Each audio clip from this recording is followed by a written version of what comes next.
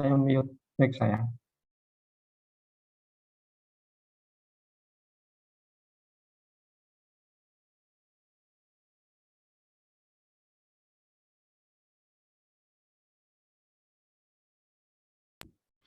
Izin Bapak dan teman-teman, apa PPT-nya udah kelihatan? Sudah ya? Sudah kelihatan jelas, suara pun jelas, Mas. Silakan. Oke, terima kasih Pak.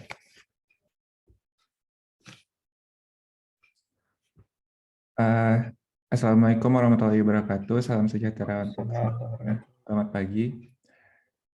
Kita mau mulai dengan cerita sedikit dulu Masih tentang Jackson. Dia auditor pemula sih.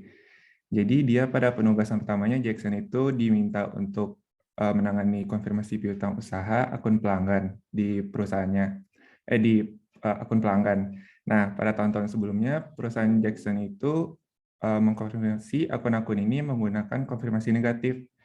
Nah, namun pada saat Jackson bekerja pada tahun ini, Jackson menemukan bahwa klien mengalami masalah dalam sistemnya serta salah saji yang cukup material dalam pencatatan penjualan. Sehingga Jackson meminta saran dari atasannya, namun atasannya Jackson malah menyuruh Jackson untuk mengirim lebih banyak konfirmasi negatif terkait hal ini. Nah, Jackson sangat agak ke-trigger dengan hal itu, jadi dia ingat dari kelas auditnya dulu bahwa permintaan konfirmasi negatif tidak dapat dianggap sebagai bukti yang memuaskan ketika kontrol lemah. Nah, jadi apa sih itu konfirmasi negatif terkait saldo piutang usaha dan teman-temannya? Nah, pada kesempatan ini kita akan membahas tentang pengujian atas saldo piutang usaha atau account receivable dari kelompok 6. Sebelumnya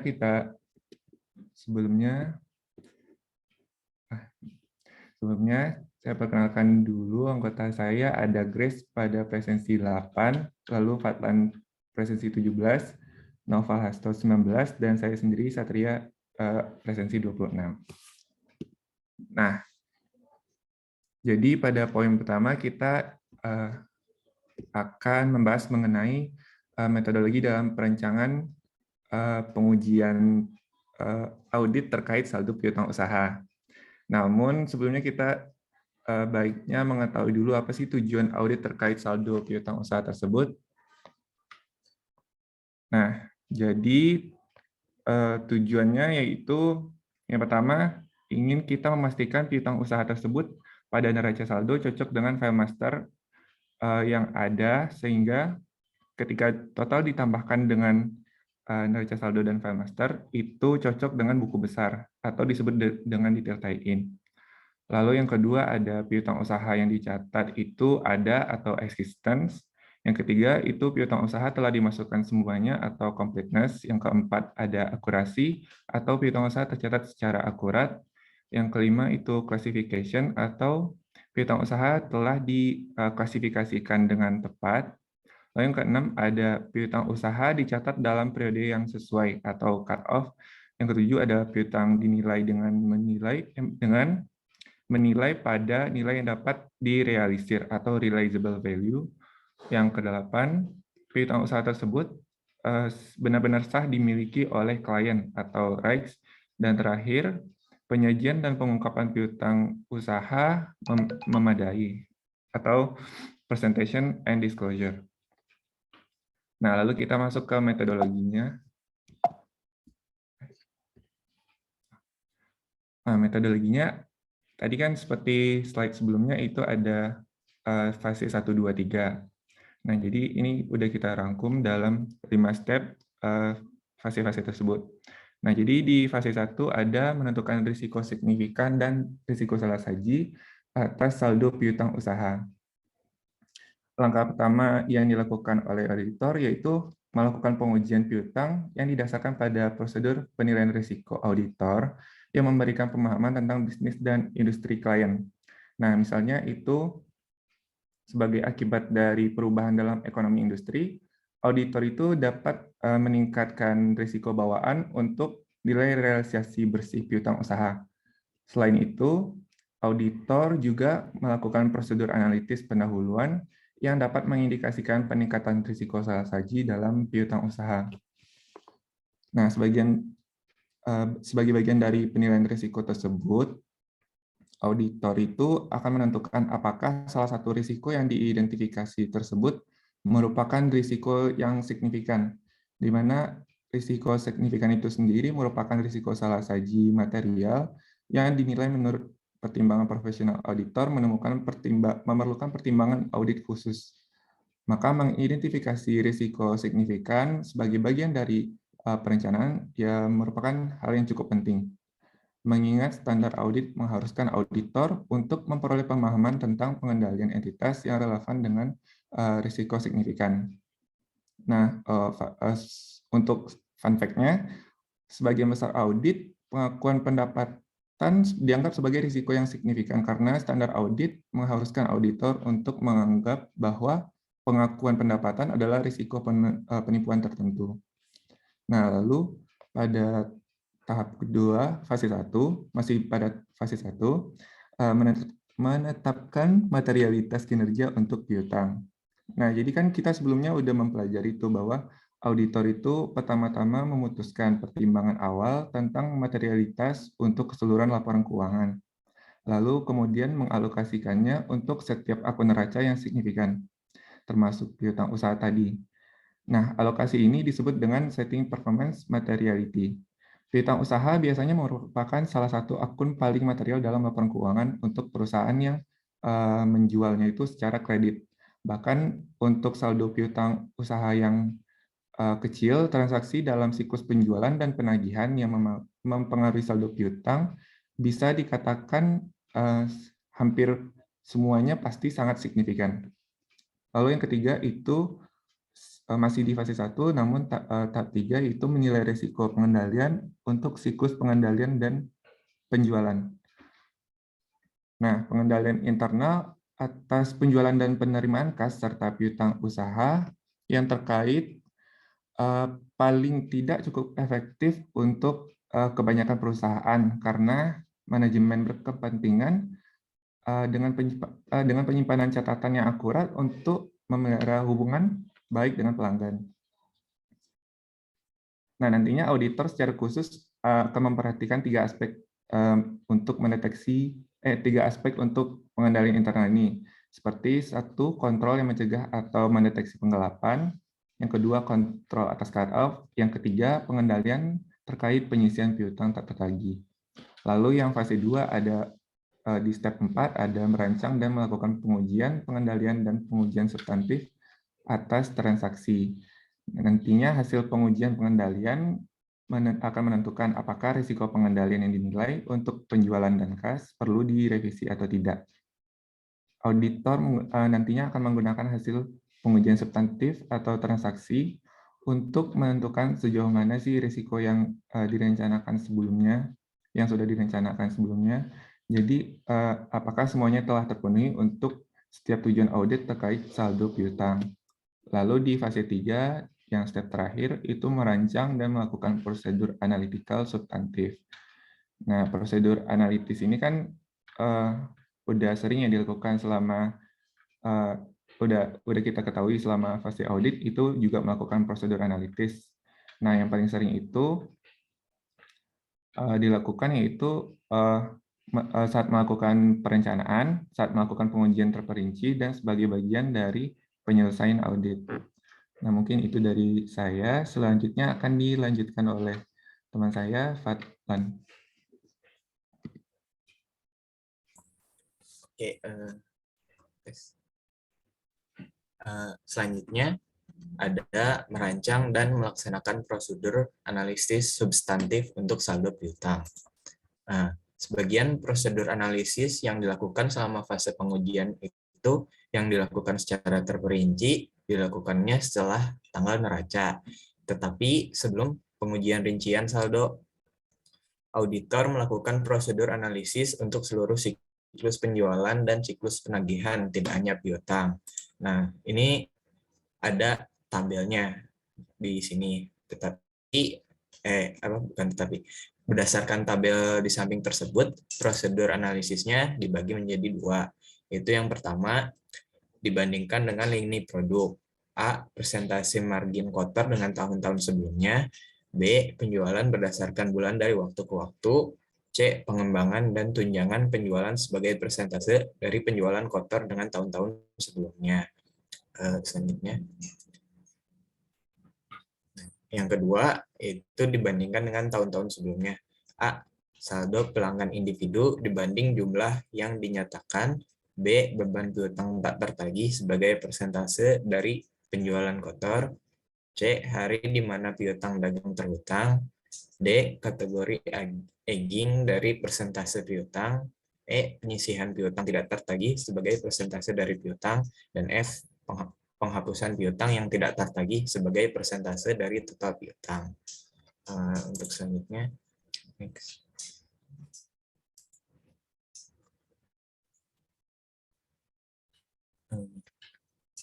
Next.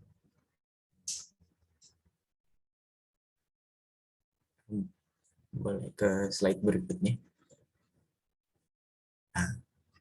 Nah, selanjutnya ada merancang pengujian atas rincian saldo piutang usaha. Nah, ini tuh bertujuan untuk memenuhi tujuan audit yang berkaitan dengan saldo piutang. Yang pertama ada piutang usaha ditambahkan dengan benar dan sama dengan file induk serta buku besar umum.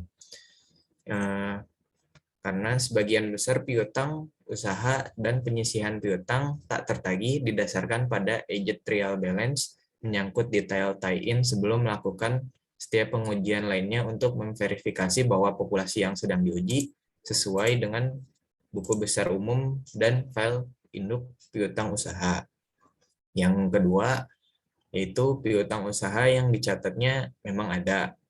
Ini untuk mengkonfirmasi kembali saldo pelanggan merupakan pengujian atas rincian saldo yang paling penting untuk menentukan keberadaan atau eksistensi piutang usaha yang telah dicatat. Lalu konfirmasi akun yang dipilih dari neraca saldo ada atas yang paling umum dari rincian saldo untuk akurasi piutang. Ketika pelanggannya tidak menanggapi untuk konfirmasi, auditor memeriksa dokumen pendukung dengan cara yang sama untuk tujuan pembuktian. Yang ketiga, ada piutang yang ada piutang usaha yang ada telah dicantumkan. Nah, karena sulit bagi auditor untuk menguji saldo akun yang sudah dihilangkan dari trial balance kecuali mengandalkan mengandalkan data yang sifatnya menyeimbangkan sendiri file induk piutang usaha. Yang keempat, piutang usaha sudah akurat. Itu konfirmasi akun yang dipilih dari neraca saldo merupakan pengujian atas rincian saldo yang paling umum bagi keakuratan piutang usaha. Yang kelima, piutang usaha diklasifikasikan dengan benar. Itu auditor dapat mengevaluasi klasifikasi piutang yang relatif mudah dengan meninjau saldo percobaan sebelumnya untuk piutang material dari petugas afiliasi atau pihak terkait lainnya. Selanjutnya. Nah, yang keenam ada cut-off piutang usaha sudah benar. Tujuan dari cut-off ini untuk memverifikasi kalau transaksi ini udah dekat akhir periode akuntansi, dicatat pada periode yang tepat. Salah satu cut-off bisa terjadi ketika transaksi periode berjalan dicatat pada periode untuk berikutnya atau periode sebelumnya. Salah satu cut-off ini dapat terjadi untuk penjualan, retur, dan tunjangan penjualan dan penerimaan kas. Yang ketujuh, piutang usaha dinyatakan pada nilai realisasi. Nilai realisasi piutang usaha sama dengan piutang usaha kotor dikurangi piutang tak tertagih milik klien. Yang kedelapan, klien memiliki hak atas piutang usaha. Untuk mengungkap contoh di mana klien memiliki hak terbatas kepada piutang, auditor dapat meninjau risalah, berdiskusi dengan klien, mengkonfirmasi dengan bank, memeriksa kontrak utang untuk bukti piutang yang dijadikan jaminan, dan memeriksa file yang terkait. Yang kesembilan, penyajian dan pengungkapan piutang usaha. Untuk mengevaluasi kecukupan presentasi dan pengungkapan, Auditor harus memiliki pemahaman menyeluruh tentang standar akuntansi dan persyaratan penyajian dan pengungkapan.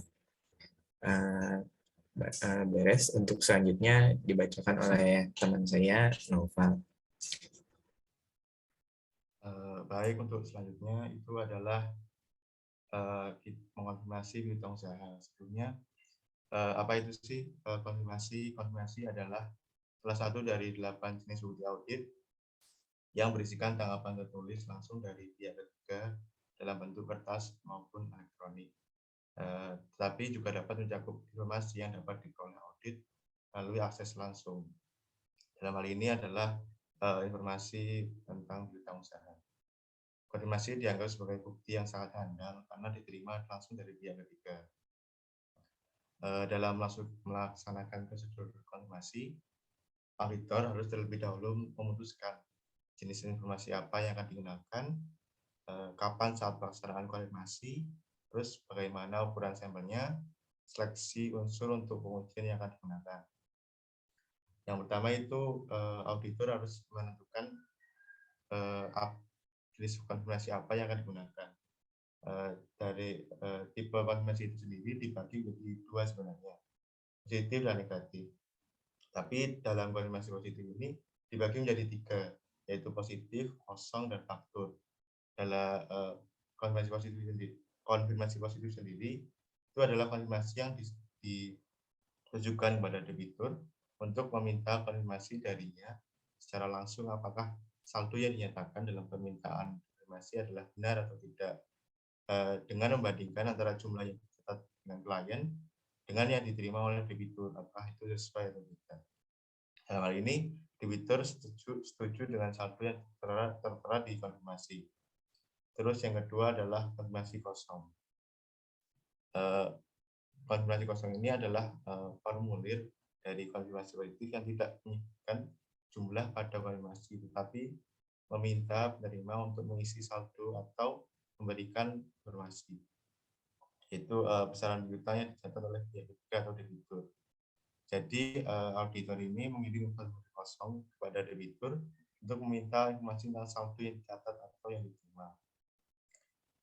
Karena formulir kosong mengharuskan penerima untuk menentukan informasi yang diminta, formulir tersebut dianggap lebih handal daripada konfirmasi yang menyatakan informasi seperti itu. Formulir kosong ini jarang digunakan dalam praktiknya karena seringkali menghasilkan tingkat respons yang lebih rendah. Terus yang ketiga adalah konfirmasi faktur. Konfirmasi faktur sendiri adalah jenis konfirmasi positif lain di mana setiap faktur klien pelanggan dikonfirmasi, bukan seluruh saldo piutang pelanggan. Konfirmasi faktur ini ditujukan kepada pelanggan yang menggunakan sistem voucher yang memungkinkan mereka untuk mengonfirmasi faktur individu tetapi tidak terkait dengan informasi saldonya. Akibatnya penggunaan konfirmasi faktur dapat meningkatkan tingkat respons konfirmasi. Dan yang terakhir adalah konfirmasi negatif. Konfirmasi negatif ialah konfirmasi yang dialamatkan atau ditujukan kepada debitur, tapi hanya meminta jawaban apabila dia tidak sepakat dengan jumlah yang dinyatakan.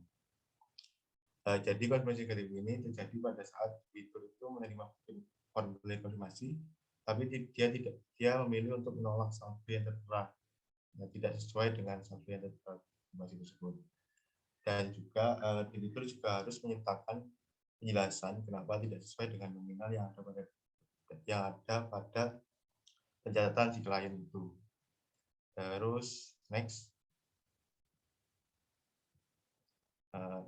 yang selanjutnya adalah auditor harus menentukan saat pelaksanaan konfirmasi. Pelaksanaan konfirmasi yang paling tepat untuk mendapatkan bukti yang paling handal itu diperoleh ketika konfirmasi tersebut dikirim sedekat mungkin dengan tanggal neraca atau tanggal tutup buku. Hal ini memungkinkan auditor untuk secara langsung menguji saldo piutang pada laporan keuangan tanpa membuat kesimpulan tentang transaksi yang terjadi antara tanggal konfirmasi dan tanggal neraca.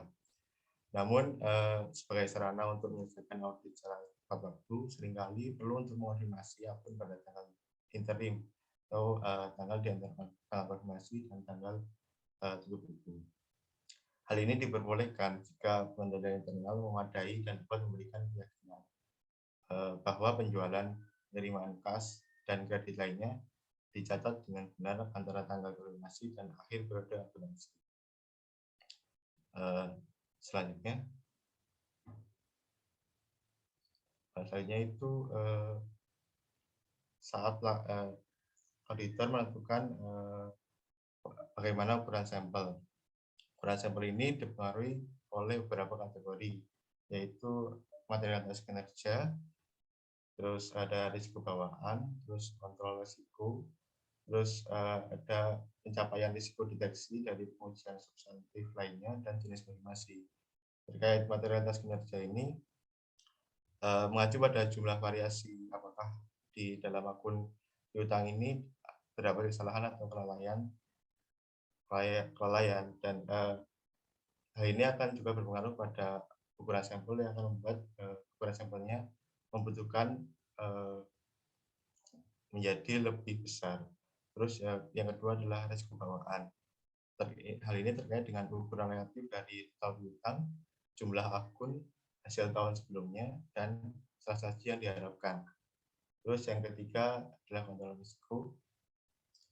Hal ini terkait dengan ini, apakah terdapat kemungkinan risiko salah satu bersifat material? Jika terdapat sistem pengendalian internal yang baik, maka akan berpengaruh terhadap ukuran sampel, sehingga hanya membutuhkan ukuran sampelnya sedikit. Terus yang keempat adalah pencapaian risiko deteksi. Ini terkait dengan luas dan hasil pengujian substantif atas transaksi, prosedur analitis substantif, dan pengujian detail lainnya. Yang selanjutnya adalah jenis konfirmasi, di mana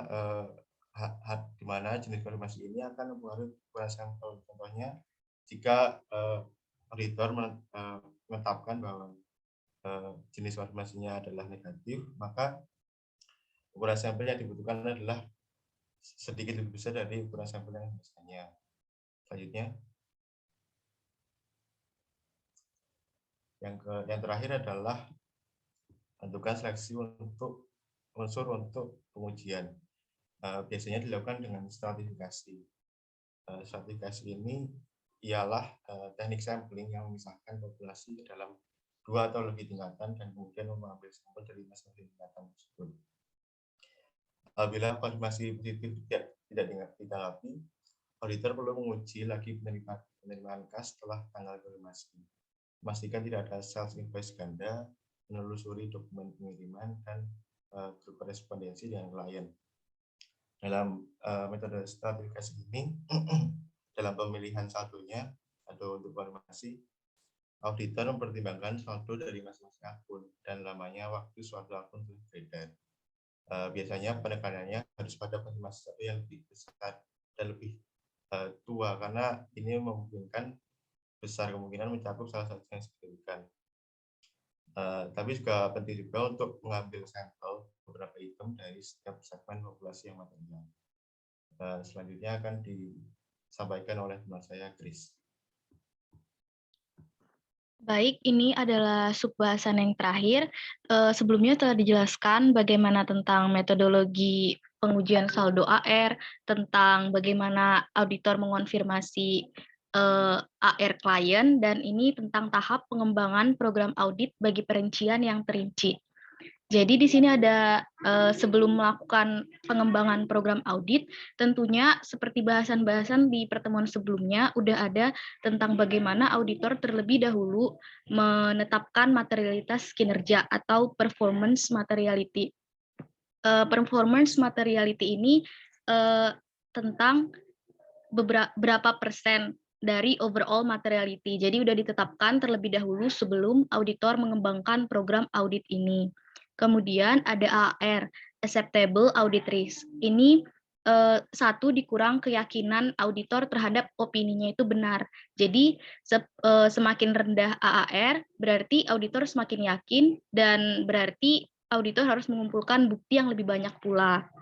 Kemudian yang ketiga ada IR, inherent risk, ini resiko bawaan. Jadi semakin tinggi inherent risk berarti auditor harus mengumpulkan bukti yang lebih banyak pula. Kemudian control risk, ini juga sama seperti inherent risk. Jadi semakin tinggi control risk berarti auditor harus mengumpulkan bukti yang lebih banyak pula. Namun kalau inherent risk ini resiko bawaan tanpa memperhatikan bagaimana pengendalian internal klien, sedangkan untuk control risk itu auditor sudah memperhatikan bagaimana pengendalian internal klien. Dan yang kelima ada PDR atau Plan Detection Risk. Ini adalah AAR dibagi inherent risk AAR bagi inherent risk kali control risk. Jadi PDR ini udah memperhatikan bagaimana AAR-nya, udah memperhatikan bagaimana IR, dan dikalikan dengan control risk-nya itu sendiri. Boleh next? Nah, jadi di sini kita akan membahas bagaimana asersi manajemen terkait saldo dan tujuan audit terkait saldo.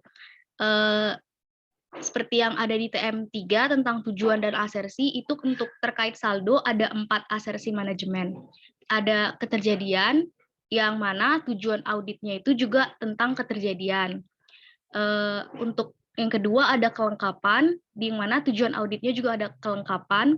Dan yang ketiga ada penilaian dan alokasi, yang mana tujuan auditnya itu ada 5. Ada akurasi, klasifikasi, cut-off, detail tie-in, dan NRV. Dan yang keempat ada hak dan kewajiban, yang mana tujuan auditnya itu ada hak dan kewajiban juga. Untuk penjelasannya akan dijelaskan di slide selanjutnya. Boleh next? Nah, ini bagaimana program audit tentang account receivable atau piutang usaha itu dilaksanakan. Jadi yang pertama, tujuan auditnya itu seperti yang telah disebutkan di sebelumnya ada detail tie-in. Detail tie-in ini bagaimana piutang usaha yang ada di file induk itu udah sama belum dengan yang ada di neraca saldo. Jadi piutang usaha dalam age trial balance itu sama dengan jumlah file induk terkait. Jadi kalau kita tambahkan atau kita lihat di file induk piutang usaha itu totalnya itu sebenarnya udah benar belum sama dengan yang di buku besar umum. Nah, bagaimana prosedur audit untuk kita menguji detail tie-in ini? Ada 3. Tapi ini enggak semuanya, jadi kita bisa pilih atau kita bisa lakukan 3-tiganya gitu. Jadi yang pertama kita bisa memperoleh age trial balance piutang usaha. Jadi kita telusuri saldonya ke BBU, ke buku besar umumnya. Kemudian kita juga bisa, auditor juga bisa menggunakan perangkat lunak untuk footing. Footing itu yang kita jumlahkan ke bawah, atau kita meng-cross-foot age trial balance-nya udah sama atau belum dengan yang di file induk piutang usaha terkait. Kemudian yang ketiga, kita bisa telusuri 10 akun dari neraca saldo ke akun pada file induk. Jadi kayak mengambil sampel begitu. Kemudian yang kedua, ada tujuan audit eksistensi atau keterjadian. Jadi kita harus pastikan sebenarnya piutang usaha yang ada di trial balance itu benar-benar ada atau enggak. Jadi ini kita bisa lakukan telusur ke belakang atau vouching. Jadi kita bisa telusuri mulai dari laporan sampai ke fakturnya, itu tuh benar-benar ada tidak fakturnya begitu. Jadi prosedur auditnya kita bisa lakukan konfirmasi positif seperti yang sudah dijelaskan oleh pembahasan sebelumnya, ada konfirmasi. Jadi kita bisa lakukan konfirmasi positif kepada klien auditor itu sendiri. Kemudian yang kedua, kita bisa melaksanakan prosedur alternatif jika konfirmasi tidak dibalas gitu. Kemudian kita bisa juga mereview neraca saldo piutang usaha menyangkut jumlah piutang usaha yang besar atau yang tidak biasa. Jadi kalau ada piutang usaha yang terlalu besar atau klien kita ini tiba-tiba ada piutang usaha yang sebelum-sebelumnya di tahun-tahun sebelumnya belum pernah terjadi. Jadi kita bisa nge-review itu. Ini benar nggak terjadi gitu. Selanjutnya, boleh next. Yang ketiga ada kelengkapan. Jadi piutang usaha itu udah benar-benar semua nggak dimasukkan ke dalam trial balance. Ini jadi kebalikan dari keterjadian. Kalau keterjadian kita melakukan vouching dari depan ke belakang, dari neraca saldo sampai ke sampai ke faktur, namun kalau kelengkapan kita lihat dari faktur itu benar-benar lengkap disajikan atau tidak sampai ke trial balance-nya. Kita bisa melakukan penelusuran atas 5 akun dari file induk piutang usaha ke trial balance-nya. Jadi kita bisa melakukan sampel. Kemudian yang keempat, ada keakuratan. Jadi piutang usaha itu apakah sudah benar-benar akurat dalam perhitungannya? Bagaimana kita bisa melakukan prosedur auditnya? Auditor bisa melakukan dengan melakukan konfirmasi positif agar lebih akurat. Kemudian dapat juga dilakukan dengan prosedur alternatif untuk semua konfirmasi yang tidak dikembalikan pada permintaan pertama atau kedua. Jadi apabila tidak diberikan feedback, kita bisa melakukan prosedur alternatif. Jadi prosedur alternatif ini bisa dilakukan kalau misal konfirmasi positif itu tidak ada respon. Jadi kita bisa lakukan subsequent cash receipt atau melihat dokumen pengiriman atau juga tentang korespondensi dengan klien. Kemudian yang ketiga, kita bisa melakukan review neraca saldo piutang untuk menyangkut jumlah piutang yang besar dan tidak biasa. Selanjutnya, untuk yang kelima ada klasifikasi. Jadi, apakah piutang usaha pada trial balance itu udah benar-benar diklasifikasikan? Memang benar-benarkah itu piutang usaha atau ternyata piutang lain-lain yang diklasifikasikan menjadi piutang usaha? Prosedur audit yang dapat dilakukan itu bisa mereview piutang yang tercantum di trial balance-nya untuk piutang terkait. Kemudian dapat menanyai manajemen apakah ada wesel dari pihak terkait atau mungkin piutang jangka panjang yang ternyata dimasukkan ke dalam neraca saldo piutang usaha. Dan yang keenam, ada pisah batas atau cut off. Jadi, transaksi dalam siklus penjualan itu apakah benar-benar pada periode yang tepat. Jadi, mungkin ada yang melakukan audit pada Oktober gitu. Jadi yang kita audit mungkin dari Januari sampai Oktober. Jadi kalau yang November itu udah lewat dari pisah batas itu sendiri. Jadi tergantung auditnya kapan dan tergantung periode akuntansi klien kita itu kapan begitu. Jadi bagaimana kita atau auditor dapat melakukan uji pisah batas ini bisa memilih 20 transaksi penjualan terakhir dari jurnal penjualan tahun berjalan. Jadi seperti penelusuran atas sampel dan penelusuran masing-masing ke dokumen pengiriman terkait untuk memeriksa tanggal pengiriman. Kemudian bisa juga mereview retur dan pengurangan penjualan yang besar sebelum dan sesudah tanggal neraca untuk menentukan apakah telah dicatat pada periode yang benar. Biasanya kalau di kasus-kasus begitu, cut off ini erat kaitannya dengan mungkin FOB gitu. Jadi kan ada beda FOB shipping point ataupun FOB destination point gitu. Selanjutnya ada NRV, nilai realisasi. Jadi piutang usaha ini apakah udah benar-benar dinyatakan pada nilai realisasi atau tidak tentang penyisihan piutang. Prosedurnya dapat dilakukan dengan penelusuran sampel atau 10 akun dari trial balance ke file induk piutang untuk menguji umur piutang yang tepat pada neraca saldo. Kemudian dapat menggunakan perangkat lunak audit untuk footing dan cross footing tentang age trial balance itu sendiri. Kemudian dapat juga dibahas dengan manajer kredit tentang kemungkinan penagihan piutang yang lama. Ini yang terkait dengan AFDA atau penyisihan piutang. Jadi kalau udah lama, apakah masih tetap akan disisihkan atau mungkin bisa dihapuskan. Kemudian dapat mengevaluasi apakah penyisihan itu sudah memadai. Jadi menyangkut ketertagihan piutang itu sendiri. Dan yang terakhir ada hak dan kewajiban. Jadi di sini tentang apakah klien itu benar-benar memiliki hak atas piutang usaha pada neraca saldonya, atau mungkin klien mengada-ngada sebenarnya udah difaktorkan atau mungkin sebenarnya udah digadaikan, tapi ternyata masih dicatat di neraca saldo klien itu sendiri. Bagaimana prosedurnya? Prosedurnya dapat dilakukan dengan meminta atau meminta atau mereview notulen rapat Dewan Direksi.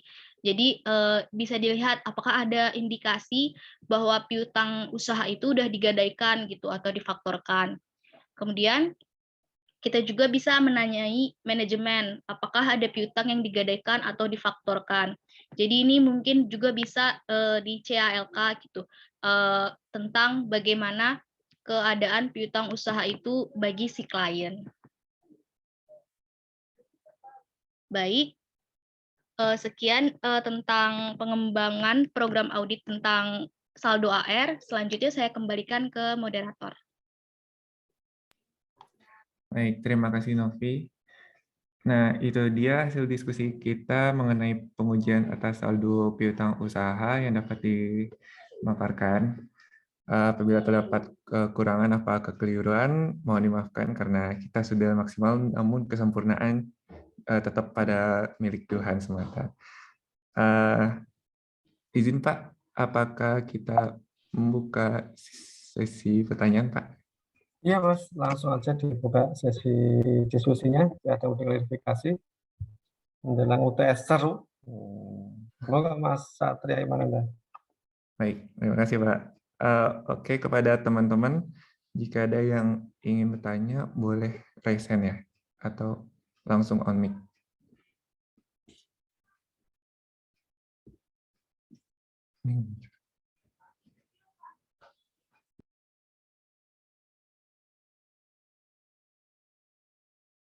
Monggo teman-teman terkait dengan piutang sudah dipersilakan untuk menanyakan, mengklarifikasikan atau mengomentari atas tadi yang teman-teman grup 6 sampaikan, presentasikan.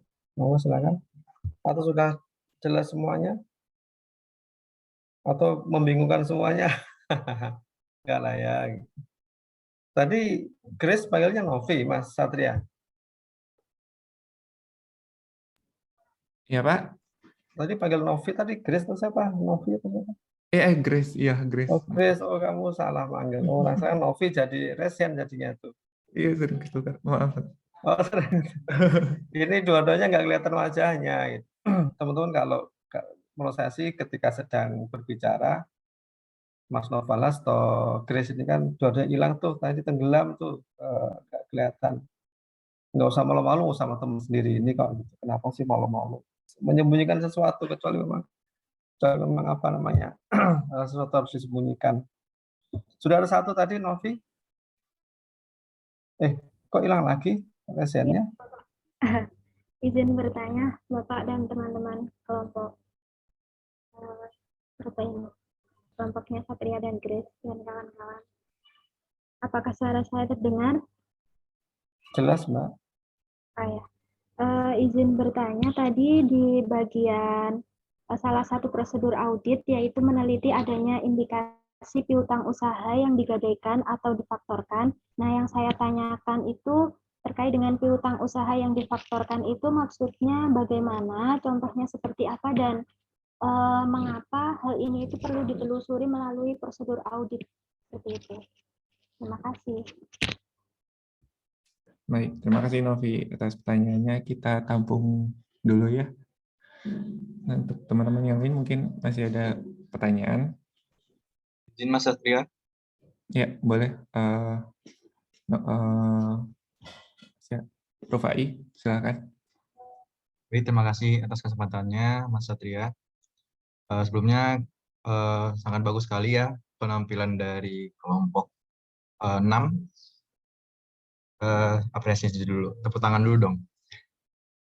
Terus izin bertanya kepada kelompok 6 mengenai tadi di slide berapa ya? Pokoknya yang ada sah atas akun receivable itu loh. Yang ditampilkan oleh Mas Satria tadi. Yang di awal itu kan ada sah atas akun receivable. Nah, sebelumnya saya ingin bertanya perihal itu. Kan kalau seperti yang kita tahu akun receivable itu saya nanya dulu, akun receivable itu ada buktinya nggak sih seperti notes receivable gitu? Kan kalau notes receivable itu ada semacam kertas kan, tanda buktinya gitu, ya kan? Kalau misalkan akun receivable itu nggak ada seperti notes receivable itu, gimana sih caranya kita menentukan bahwasannya account receivable itu sah dimiliki oleh si klien gitu. Itu inti pertanyaannya. Kenapa? Gimana caranya?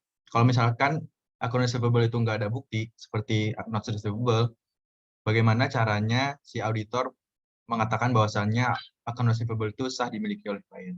Terima kasih.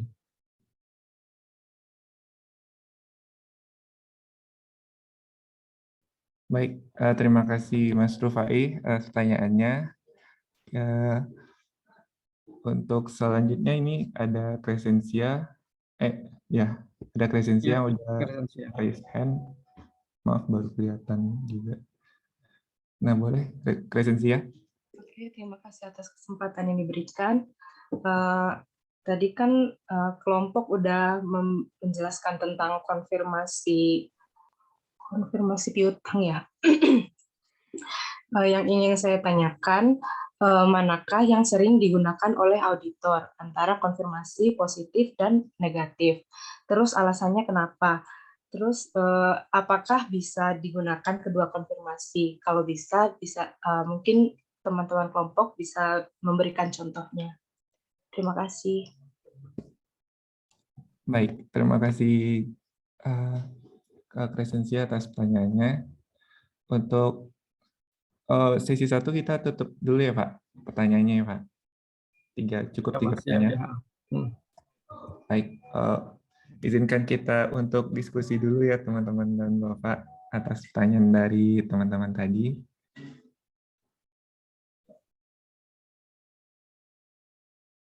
Ya, teman-teman, kita sambil menunggu grup ke-6 menyiapkan jawaban terbaik untuk yang bertanya. Ya. Baik teman-teman sekalian, ini kita bicara mengenai piutang pada kesempatan kuliah terakhir ini sebelum UTS. Ini pertanyaan tadi menarik, yang terakhir tadi Crescentia, yang tadi Ajo juga menyampaikan, terus termasuk juga yang pertama tadi Mbak Novi tadi juga. Ini kita harus bisa menghubungkan antara kuliah kita kali ini dan pertemuan sebelumnya tentang terjadinya account receivable. Tadi sampai si Ajo tadi nanyain apa ada bukti ya account receivable itu. Kalau tadi dibandingkan dengan notes receivable, not payable receivable payable tadi ya, receivable ini ya. Itu pasti ada dokumen tertulisnya kan. Ini kan perjanjian dua belah pihak, kesepakatan dua belah pihak, atau notes kan sudah ada notesnya, ada catatannya. Ini apa account receivable juga ada catatannya. Oke, teman-teman sekalian, monggo jika beberapa perlu diklarifikasi kembali. Saya pikir nggak usah malu-malu, nggak usah merasa aduh, pertanyaan kok cemen ya, nggak ada yang cemen. Pertanyaan teman-teman keren semuanya. Ini kan karena belum pernah berpraktik. Satu, yang kedua juga mungkin selama ini ketika pelajaran di akuntansi di dulu pengantar maupun menengah itu teman-teman kan sifatnya istilahnya memahami, tapi mungkin sulit atau nggak langsung diminta untuk membayangkan transaksinya seperti apa. Maka tadi saya juga sebenarnya menyampaikan ketika teman-teman bicara di auditing ini sangat penting untuk merecall materi yang pernah dibicarakan saat SIA, sistem informasi akuntansi, sehingga kita punya gambaran yang lebih komprehensif, lebih lengkap gitu ya terkait dengan apa-apa yang terjadi di sebuah perusahaan. Saya sangat menyarankan teman-teman bisa memahami itu. Misalnya gini, kalau kita monggo dibayangkan sebagai sebuah perusahaan manufacturing, monggo dibayangkan sebagai sebuah perusahaan jasa trading, maksudnya gitu. Trading bukan trading saham ya, membeli barang, menjual barang tanpa melakukan manufacturing, monggo saja. Ini kaitannya sih nggak terlalu signifikan untuk saat ini lah bicaranya. Perusahaan trading misalnya Indomaret kayak itulah, atau Indomaret trading bukannya ya grosir lah, misalnya yang ada beli barang terus masuk inventory dijual ke pelanggannya. Apalagi kalau manufacturing berarti beli bahan baku, diproses menjadi barang jadi baru dijual kepada pelanggannya. Yaitu bayangkan beberapa dokumen atau fungsi bisnis yang terjadi dalam proses-proses tersebut, sehingga kita ketika melakukan audit itu kita langsung bisa menelusuri kayak apa sih terjadinya peristiwa itu, dan kita menjadi tahu bagaimana cara mengungkap kebenaran atau ketepatan atau bagaimana penyajian peristiwa tersebut. Oke, itu beberapa tambahan pengantar dari saya. Presentasinya bagus banget, betul kata Aju Fai tadi, presentasinya bagus, disampaikan secara enak tadi. Udah siap Mas Satria? Sudah, Pak. Monggo, silakan.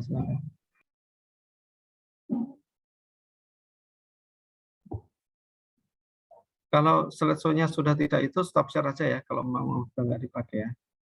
Kalau masih dipakai, monggo masih bisa, nggak apa-apa. Oh, boleh stop share aja ya, Pak ya, karena saya susah. Monggo. Iya, saya susah ininya. Izin stop Chris share ya, ya? Pak. Ya, monggo.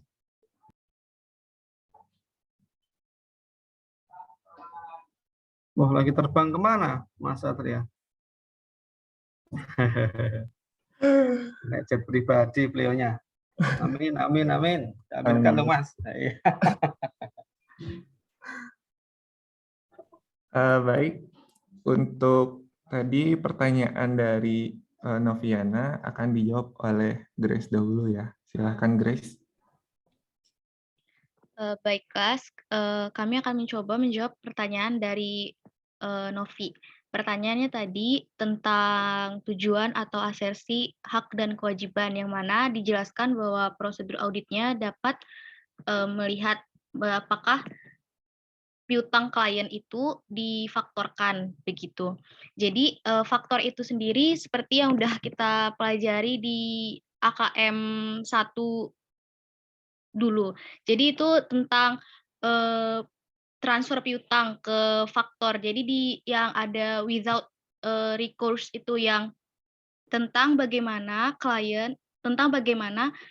perusahaan yang punya piutang. Jadi misal ada perusahaan A, dia itu punya piutang, berarti ada customer B. Customer B itu ngutang ke perusahaan A. Jadi tetapi ternyata perusahaan A ini udah pengen menjaminkan atau menggadaikan atau memfaktorkan piutang yang dimilikinya ke pihak ketiga.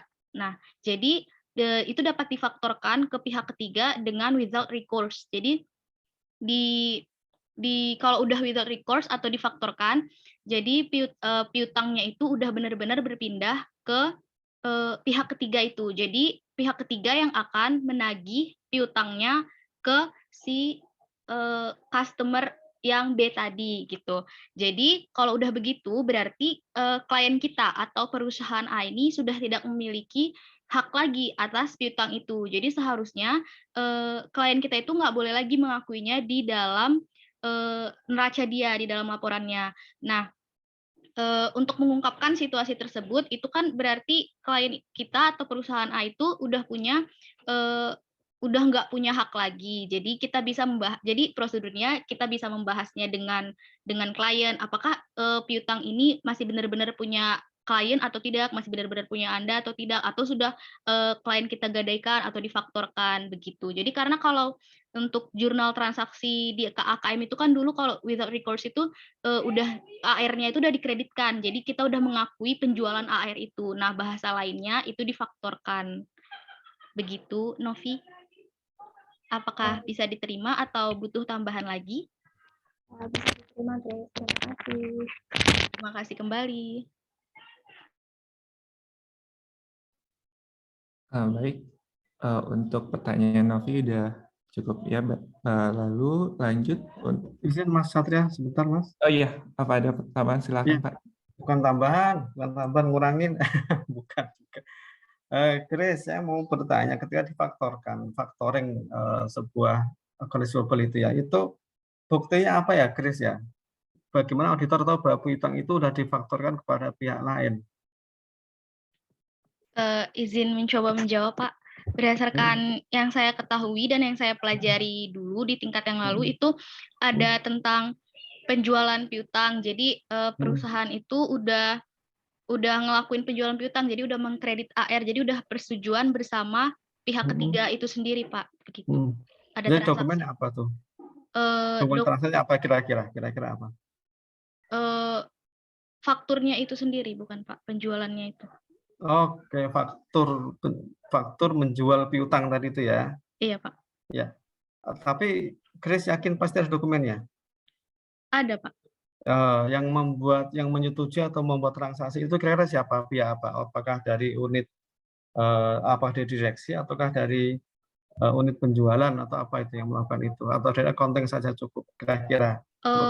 Harus persetujuan dari manajemennya itu, Pak, nggak cuma dari accounting-nya aja. Begitu. Iya. Jadi kan kebijakan perusahaan ya teman-teman kan nggak sembarang difaktorkan kayak gitu. Mungkin kondisi-kondisi khusus sehingga manajemen mungkin ada rapat atau ada apa yang bisa dicari sebagai kebijakan mereka untuk memfaktorkan, memfaktoring atas kondisi seperti ya.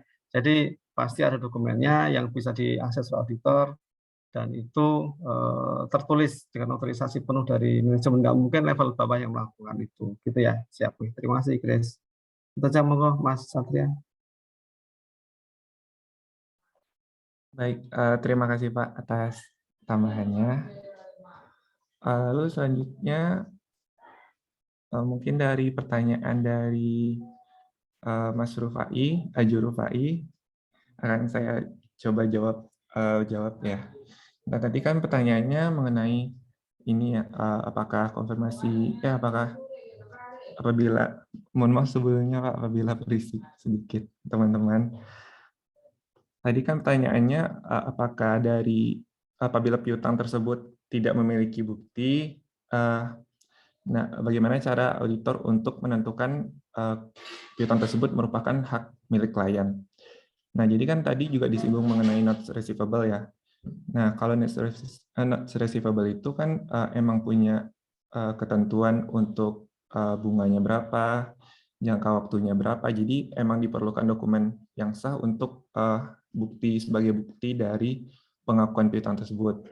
Nah, tapi kalau piutang usaha yang account receivable ini emang tidak memiliki bunga atau jangka waktu tertentu, namun dia juga memiliki harus memiliki bukti dari dokumen penjualan tersebut, karena dia kan juga berikatan dengan dokumen pembelian terhadap konsumen. Jadi dia mau tidak mau juga akan menghasilkan faktur yang nantinya dapat digunakan sebagai bukti audit untuk mencari bukti-bukti pembelian dari konsumen. Nah, bukti dari konsumen tersebut berupa faktur nantinya dapat diklaim sebagai hak untuk konsumen maupun auditor maupun pembeli untuk mensahkan transaksi tersebut.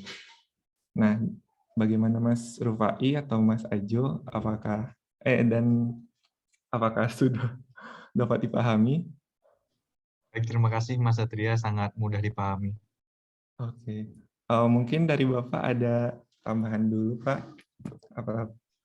Ya, terima kasih Mas Ajo atas pertanyaannya. Ajo Pak ya.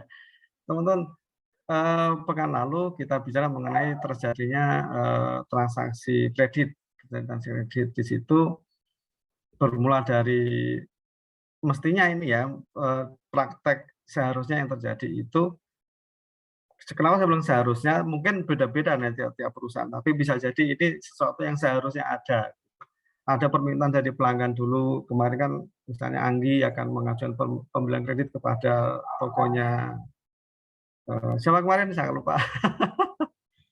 bukan. Jadi si pembeli akan membeli dulu kepada toko yang menjual, membeli akan membeli kredit, nanti si penjual akan memilih-milih, akan menentukan, akan membuat otorisasi apakah si pembeli ini diberikan kredit atau tidak. Tentu ada dokumen transaksi lebih awal yang disiapkan di situ. Kemudian ketika ada transaksi penjualan, pasti si penjual nggak mau kehilangan lacak, nanti pasti akan didokumentasikan bahwa pengiriman dia kepada itu adalah pengiriman kredit, sehingga mungkin disiapkan beberapa dokumen yang paling membuat si penjual tenang. Kan apa ini nggak ada jaminan apapun, nggak pakai jaminan bank, nggak pakai jaminan jual kredit, nanti dia akan membayar di saat jatuh temponya, entah misalnya dengan rumus 2/10 N30 atau 2/10 N60, itu serah mereka lah ya, transaksi mereka. Tapi jelas ada otorisasi, ada permintaan, ada otorisasi, dan akan ada yang dipilih siapa yang boleh membeli secara kredit. Ajo Faiz sebagai orang yang kalau perlu jualan di bulan itu ya, coba ya gitu, jualan sate padang di bulan. Ya, pasti akan memilih siapa saja pihak-pihak yang akan diberikan kelonggaran berupa beli secara kredit, gitu. Nggak akan semua orang akan diberikan. Jadi pasti terpilih dan ada pertimbangan tertentu. Nah, untuk bisa menguatkan rasa itu mestinya sih ada dokumen. Apa dokumennya? Ya apapun yang mereka sepakati, tapi dalam konteks penjualan kita, proses auditing ini ada permintaan penjualan itu pasti ada. Kemudian ada otorisasi pengesahan atau ada persetujuan atas permintaan penjualan kredit tersebut. Ada fakturnya, pasti orang beli kasih faktur atau invoice, itu ada nota penjualannya. Kemudian di situ ada perjanjian atau apa yang disepakati dua belah pihak tentang batas waktu kapan jatuh temponya. Gitu. Jadi harga sepakati juga, semua jumlah disepakati, semua disepakati. Nggak ada transaksi nggak tercatat, nggak ada transaksi yang tidak ada buktinya. Pasti ada buktinya, semua pasti ada buktinya. Kalau ini beneran, kecuali kita beli di warung tetangga, Bu mau beli beras kilo, apa gula sekilo, beras kilo. Ya udah, berapa harganya? 13.000, ya 13.000 selesai, nggak perlu bukti. Tapi kalau kita ke toko yang besar sedikit itu, karena di swalayan teman-teman ya swalayan kecil Indomaret lah gitu yang lebih gampang kita sebutkan, Indomaret, Alfamart, Alfamidi. Ya meskipun hanya beli beberapa misalnya beberapa potong snack di situ, pasti ada struknya. Struk itu sebagai penjualan mereka. Dan teman-teman nanti struk, kalau kita bicara tentang struk penjualan ini kan mereka akan ada stok opnam tuh. Jadi berapa stok di gudang, berapa keluarnya dari mana, dari struk ini nanti ketahuan berapa saldo akhir barang dagangan mereka.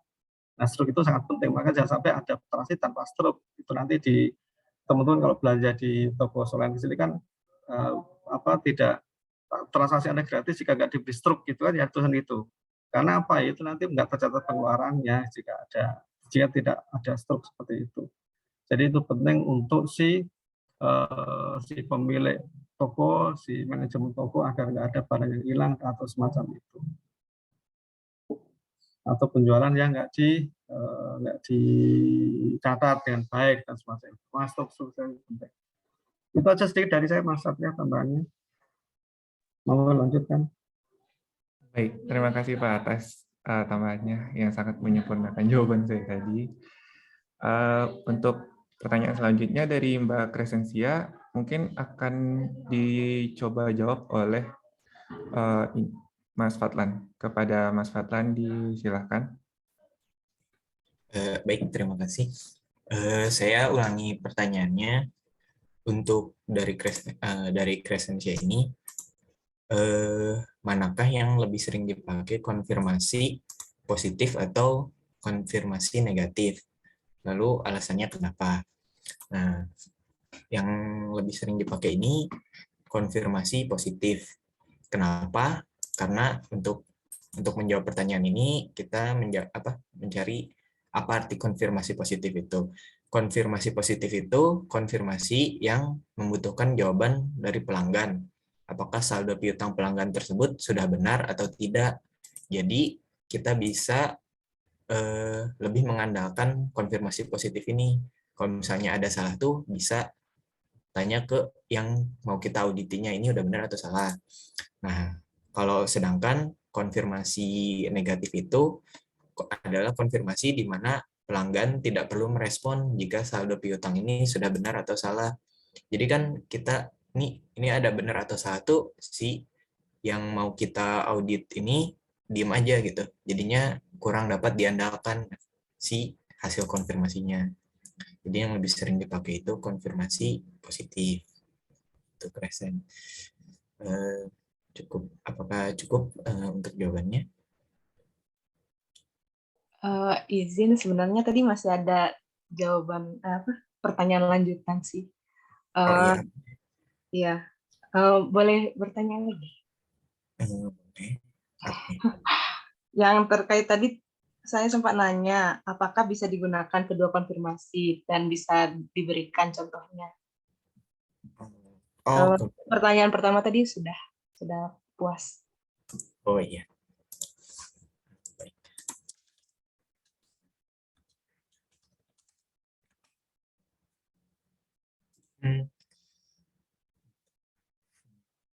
Izin berdiskusi lagi ya untuk menjawabnya. Mas, jawab. Diskusi dulu. Monggo silakan. Pertanyaan tadi udah dari awal disampaikan untuk tadi ya, Mbak Crescencia ya sebenarnya.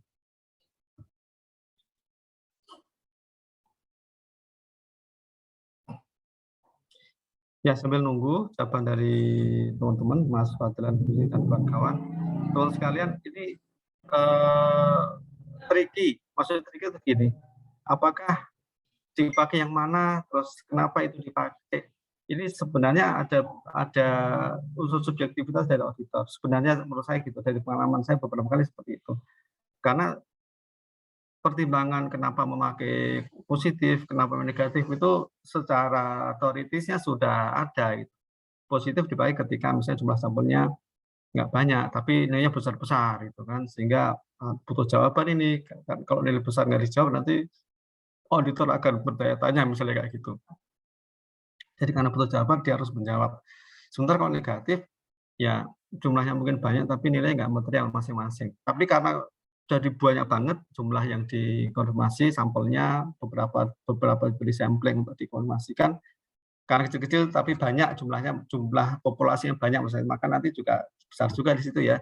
Nah di sini karena kecil-kecil, kalaupun nggak jawab pun dianggap benar, ya sudah selesai. Itu sebenarnya apa namanya, ya panduan ketika membuat sebuah konfirmasi gitu. Tapi ini kan tetap saya tadi sama bahwa auditor punya subjektivitas untuk melakukan konfirmasi, bisa negatif bisa positif sesuai dengan kebutuhan auditor, sesuai dengan kondisi yang dihadapinya gitu. Karena ini kan apa namanya, strategi auditor untuk mendapatkan bukti, mendapatkan informasi tambahan terhadap berapa saldo piutang yang sebenarnya dimiliki atau menjadi hak dari pihak kliennya dia. Tadi jangan sampai nanti udah difaktorkan tadi, itu kan salah satu pertimbangan. Monggo Mas, silakan. Izin untuk menjawab pertanyaan tambahannya tadi. Untuk konfirmasi ini bisa bersifat pilihan. Jadi kita bisa memilih untuk konfirmasi positif atau konfirmasi negatif. Nah, untuk contohnya sendiri, untuk konfirmasi positif itu misal kita lagi mau audit saldo piutangnya dari PT Telkom.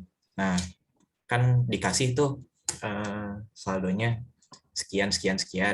Nah, ini tuh kita bisa konfirmasi lagi balik ke PT Telkomnya, ini udah benar belum? Nah, begitu. Kalau misalnya ternyata ada salah, ini bisa di follow up lagi. Nah, kalau misalnya konfirmasi negatif ini, misalnya kita mau saldo audit PT Telkom lagi yang kayak tadi.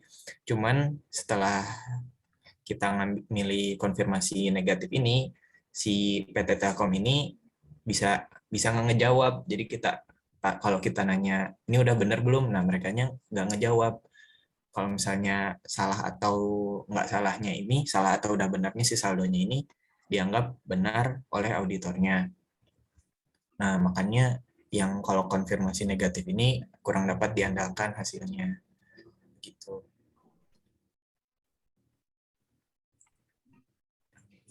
Apa udah cukup? Terima kasih, jawabannya sudah cukup. Oh, iya.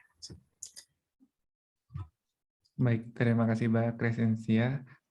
Mungkin dari Bapak ada masukan sedikit dahulu Pak, ada tambahan?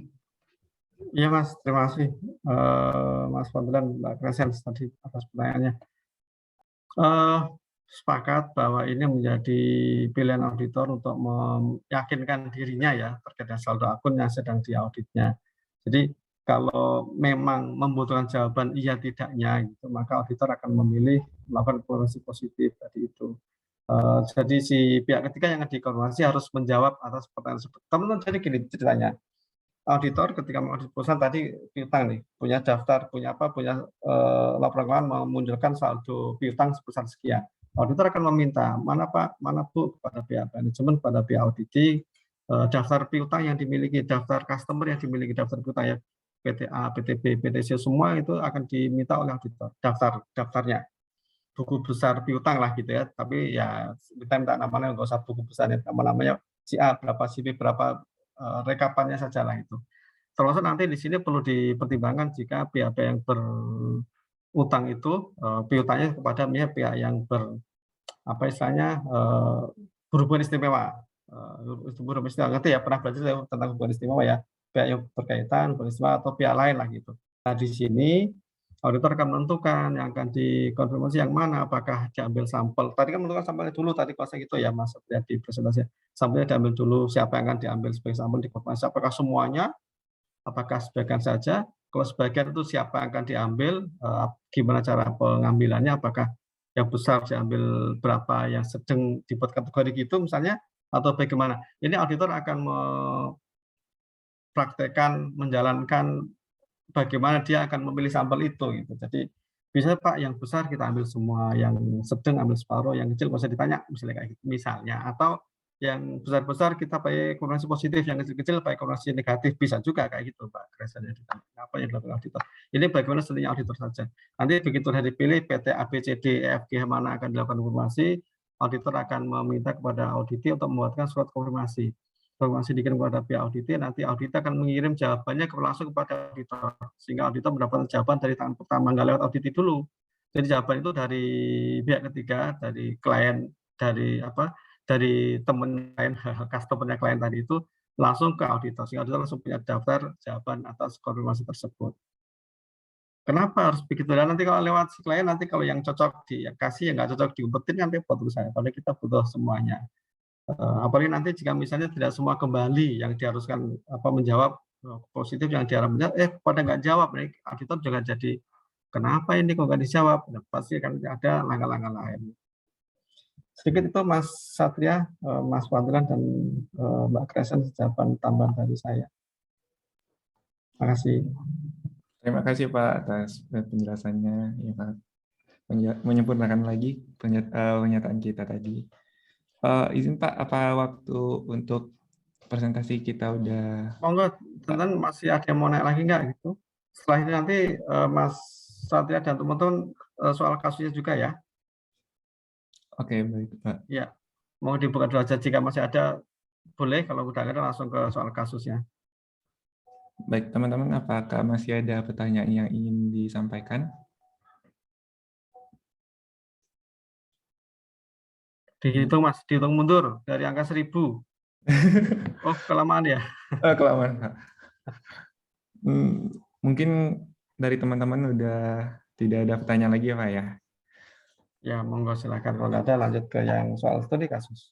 Oke, untuk Silakan. presentasi kita sudahi. Assalamualaikum warahmatullahi wabarakatuh. Assalamualaikum warahmatullahi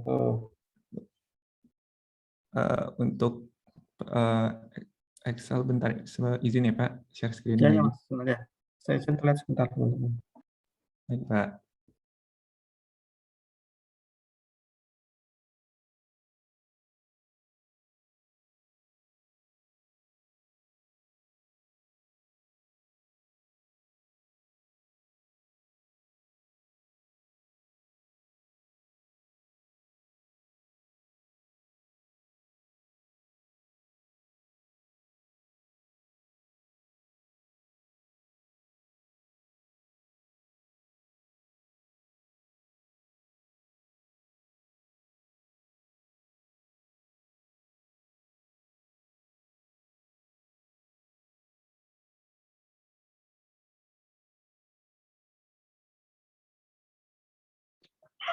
Izin share screen ya, Pak.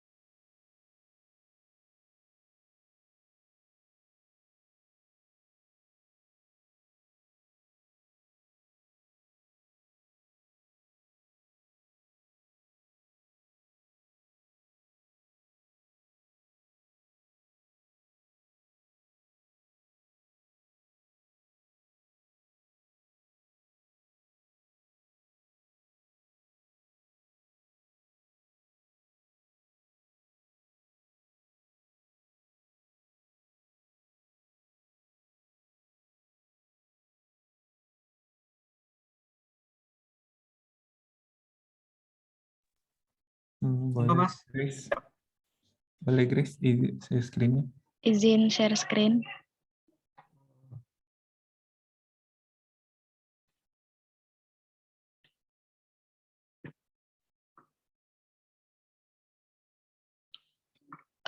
Baik, selamat pagi untuk Bapak dan teman-teman. Di sini kami akan mencoba menjawab dan mempresentasikan hasil pekerjaan kami untuk soal kasus 7 yang telah diberikan tugas sebelumnya. Ada saya, Grace, Fadlan, Naufal, dan Satria. Jadi di sini kami sudah mengcopy soalnya di Excel dan kami akan langsung ke pengujian dan koreksi. Jadi di sini untuk tab color birunya itu untuk pengujiannya. Jadi untuk informasi soalnya, pertama yang harus diperhatikan itu periode akuntansi PT Usaha Jaya. Periode akuntansinya itu mulai dari 1 Oktober sampai 30 September 2020. Kemudian pekerjaan audit dari 12 Oktober sampai 28 Oktober 2020 dan yang diaudit adalah akun piutang usaha per 30 September 2020. Angka-angka yang disajikan di sini adalah angka dalam ribuan rupiah. Informasi pertama, ada laporan posisi keuangan per 30 September 2020 dan 2019. Jadi di sini ada piutang usaha, penyisihan piutang tak tertagih, piutang lain-lain, dan total asetnya. Di sini sudah diberikan angka-angkanya. Di sini belum ada dilakukan pengujian, jadi masih untuk informasi soal saja. Kemudian yang kedua ada informasi tentang listing piutang usaha. Jadi informasi tentang 2550 ini apa-apa aja. Jadi ada untuk piutang usaha IMBT itu 930, piutang IMK 623, piutang IMD 520, piutang IMBB 310, piutang kepada karyawan dan direksi 101, dan lain-lainnya itu yang di bawah 100 juta dan 66.000. Jadi di sini kami melakukan uji akurasi footing. Apakah 2.550 ini sudah benar hasilnya adalah sekian. Jadi setelah kami lakukan, ternyata memang hasilnya itu benar 2.550. Kemudian kami juga melakukan asersi dan tujuan reklasifikasi. Jadi di sini kan yang dilakukan itu audit akun piutang usaha. Ternyata di sini ada piutang kepada karyawan dan direksi. Berarti ini bukan kepada klien, bukan kepada customer, tetapi kepada internal perusahaan. Jadi kami lakukan reklasifikasi akun piutang dari akun piutang usaha ke akun piutang lain-lain. Jadi di sini kami menemukan satu koreksi atau satu reklasifikasi. Kemudian untuk informasi yang ketiga, dinyatakan bahwa penyisihan piutang usaha ada 30.000. Dari yang ini 30.000 dan 30.000 itu dijabarkan bahwa penyisihan untuk piutang IMBB ada 25.000 dan penyisihan untuk piutang usaha lainnya ada 5.000. Ini untuk informasi ketiga. Kemudian untuk informasi selanjutnya, informasi keempat, setelah dilakukan konfirmasi kepada IMBT, kepada customer dari klien kita ini, ternyata IMBT itu menyatakan bahwa saldo utang mereka, saldo utang IMBT per 30 September itu 850.000. Ternyata kalau kita lihat di listing piutang usaha ini, IMBT itu saldonya 930.000. Nah, IMBT menjelaskan bahwa ternyata tanggal 5 Oktober mereka melakukan pembayaran 70.000. Nah, ini berarti nggak masuk ke dalam cut off-nya karena ini 5 Oktober, sedangkan periode audit kita itu per September. Jadi 70.000 ini tidak termasuk dalam tahun buku 2020 karena dibayar tanggal 5 Oktober. Jadi di sini udah jelas bahwa konfirmasi ini kurang tepat. Jadi yang tepat itu adalah catatan dari klien kita sendiri PT Usaha Jaya. Nah, kemudian IMBT juga menyebutkan bahwa telah menerima persetujuan potongan penjualan sesuai nota kredit dari klien. Nota kredit ini diterbitkan oleh klien kita, PT Usaha Jaya, yang nota kredit ini maksudnya akun piutang usahanya dikreditkan. Sedangkan kalau nota debit itu diterbitkan oleh customer dari klien kita yang mana akun utangnya didebitkan. Nah, ini IMBT menyebutkan bahwa IMBT udah menerima persetujuan potongan penjualan tanggal 28 September senilai 10.000. Nah, karena udah disebutkan demikian, jadi auditor melakukan inquiry atau wawancara dilakukan oleh PW auditornya dengan manajer akuntansi. Ternyata memang benar kalau udah ada bukti nota kredit kepada IMBT tanggal 28 September itu sebesar 10.000 yang lupa dibukukan. Berarti ini terdapat jurnal koreksi yang kedua, bahwasanya ada potongan diterima IMBT. Jadi seharusnya di sini itu 930.000 dikurang 10.000. Jadi seharusnya memang saldo IMBT itu 920.000 karena ada koreksi atas potongan. Jadi kami sudah menemukan ada 2 koreksi. Yang pertama reklasifikasi, yang kedua koreksi atas potongan yang diterima oleh IMBT. Kemudian untuk informasi yang keenam, dilakukan konfirmasi kepada IMBB bahwa ternyata IMBB ini tidak menjawab konfirmasi. Jadi kalau sudah yang dijelaskan sebelumnya bahwa jika tidak menjawab konfirmasi, auditor dapat melakukan prosedur alternatif dengan memeriksa penerimaan piutang bulan Oktober. Nah, berdasarkan prosedur tersebut, diperoleh data pembayaran bahwa ada pembayaran dari IMBB sebesar 250.000. Nah, ini pembayarannya pada bulan Oktober. Jadi karena pembayaran pada bulan Oktober, jadi ini tidak termasuk cut off karena yang kita audit itu periode sampai September 2020. Nah, kemudian IMBB udah selesai dilakukan pembayaran, ternyata IMBB menyatakan bahwa tidak mampu lagi membayar sisa hutangnya karena perusahaan dalam kondisi yang akan dilikuidasi. Auditor mengonfirmasi hal ini kepada manajer penjualan PT Usaha Jaya dan auditor PW memperoleh penjelasan bahwa sudah ada kesepakatan antara direksi PT Usaha Jaya dengan IMBB untuk menghapuskan sisa tagihan sebesar 60.000. Nah, di sini tidak diberikan tanggal kapan dihapuskan sisa tagihan. Namun kami berasumsi bahwa biasanya setelah dilakukan pembayaran pada bulan Oktober yang sebesar 250.000, baru IMBB menyatakan bahwa mereka tidak sanggup lagi. Jadi dihapuskannya setelah dilakukan pembayaran Oktober 2020 ini. Maka kami berasumsi bahwa penghapusan piutang itu dilaksanakan Oktober. Jadi karena penghapusan piutang dilaksanakan Oktober, maka September berarti untuk tahun buku 2020 yang sampai September ada koreksi tentang penambahan AFDA, penambahan penyisihan piutang IMBB menjadi 60.000 yang awalnya adalah 25.000. Jadi seharusnya AFDA-nya itu dikoreksi menjadi 60.000. Kemudian kita sudah menemukan 3 koreksi. Yang pertama, koreksi atas reklasifikasi, koreksi atas potongan, dan koreksi atas AFDA-nya IMBB. Untuk informasi yang ketujuh, IMD menjawab konfirmasi dengan menyebutkan saldo sebesar 520.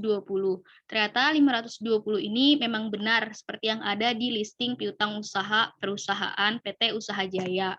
Kemudian IMK menjawab konfirmasi saldo sebesar 560.700.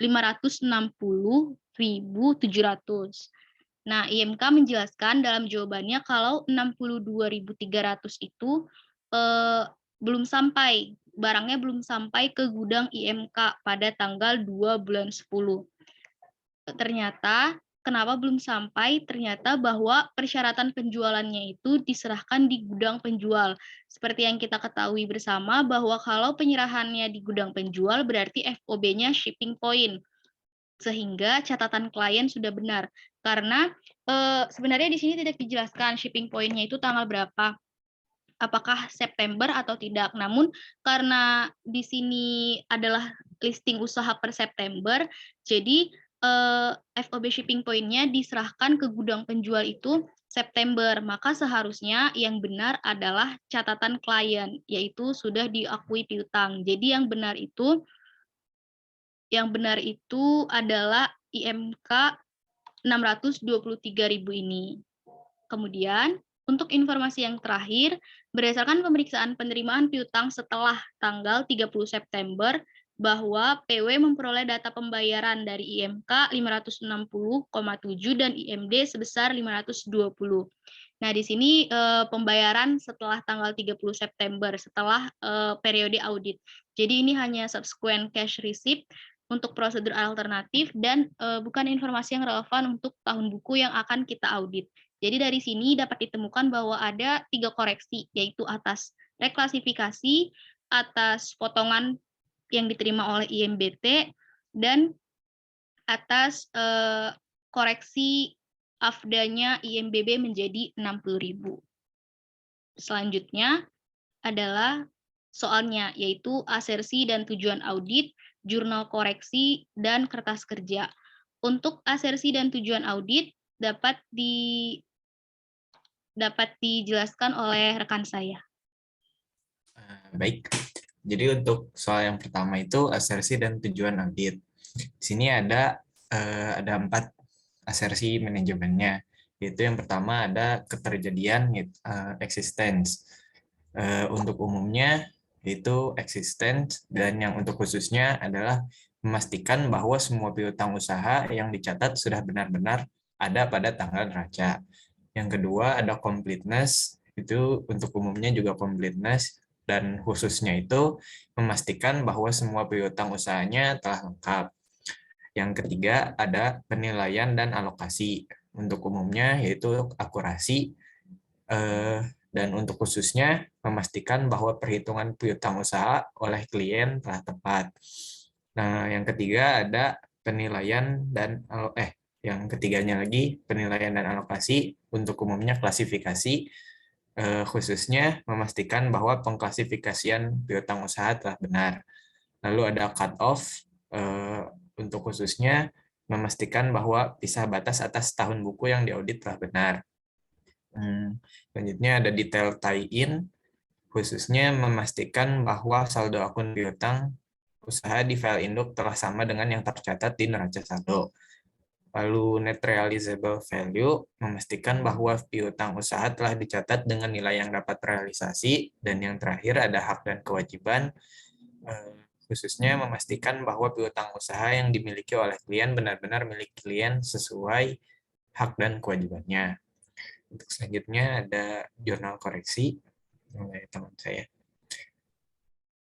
Nah, untuk jurnalnya tadi kan udah dijelasin oleh Mbak Crescencia kurang lebihnya. Nah, kita mendapatkan 3 akun koreksi. Yang pertama itu ada reklasifikasi atas piutang usaha ke akun piutang lain-lain. Tadi kan piutang kepada karyawan dan direksi kan dimasukin ke dalam jurnal piutang ya. Nah, menurut kita tuh piutang kepada karyawan dan direksi tidak dapat dijadikan sebagai piutang usaha karena itu bukan bagian dari usaha perusahaan. Nah, jadinya kita akan mereklasifikasi piutang lain-lain di debit dan mengkredit piutang usaha sebesar 101.000. Nah, jurnalnya sama oleh yang kita sarankan, yaitu di jurnal auditor. Lalu yang kedua itu ada koreksi atas diskon penjualan IMBT. Tadi kan udah dijelasin kalau misalkan si IMBT tersebut sebenarnya sudah melakukan pembayaran di awal sebesar 70.000. Namun karena itu sudah melewati masa cut off, jadi kita tidak dapat mengakui 70.000 tersebut. Nah, lalu IMBT juga sudah potongannya juga sudah disetujui, maka untuk piutang kepada IMBT itu kita tetap mengakui sebesar 930.000 terhadap penjualan yang sudah benar secara pencatatan oleh klien. Lalu koreksinya kita mencatat koreksi atas diskon penjualan tadi karena yang sudah disahkan dan masuk dalam masa cut off, yaitu diskon penjualan di debit dan piutang usaha di kredit sebesar 10.000. Nah, lalu jurnal yang kita sarankan yaitu piutang usaha sebesar 920.000, lalu diskon penjualan 10.000, dan di kredit penjualan 930.000. Lalu untuk koreksi yang ketiga yaitu koreksi atas penyisian piutang IMBB menjadi 60.000. Nah, awalnya kan jurnal oleh klien itu penyisiannya cuma 25.000. Namun pada pernyataan nomor 6 itu tuh IMBB itu tidak mampu lagi menyelesaikan piutangnya sebesar 60.000. Nah, berarti kan kita kurang mengakui pendapat penyisian piutangnya sebesar 35.000. Nah, maka dari itu akan dilakukan koreksi, yaitu bad debt expense atau penyisian piutang tak tertagih pada alokasi penyisian piutang tak tertagih sebesar 35.000. Nah, jurnal yang kita sarankan juga sama, yaitu BDE terhadap AFDA sebesar 60.000 yang sudah dibenarkan.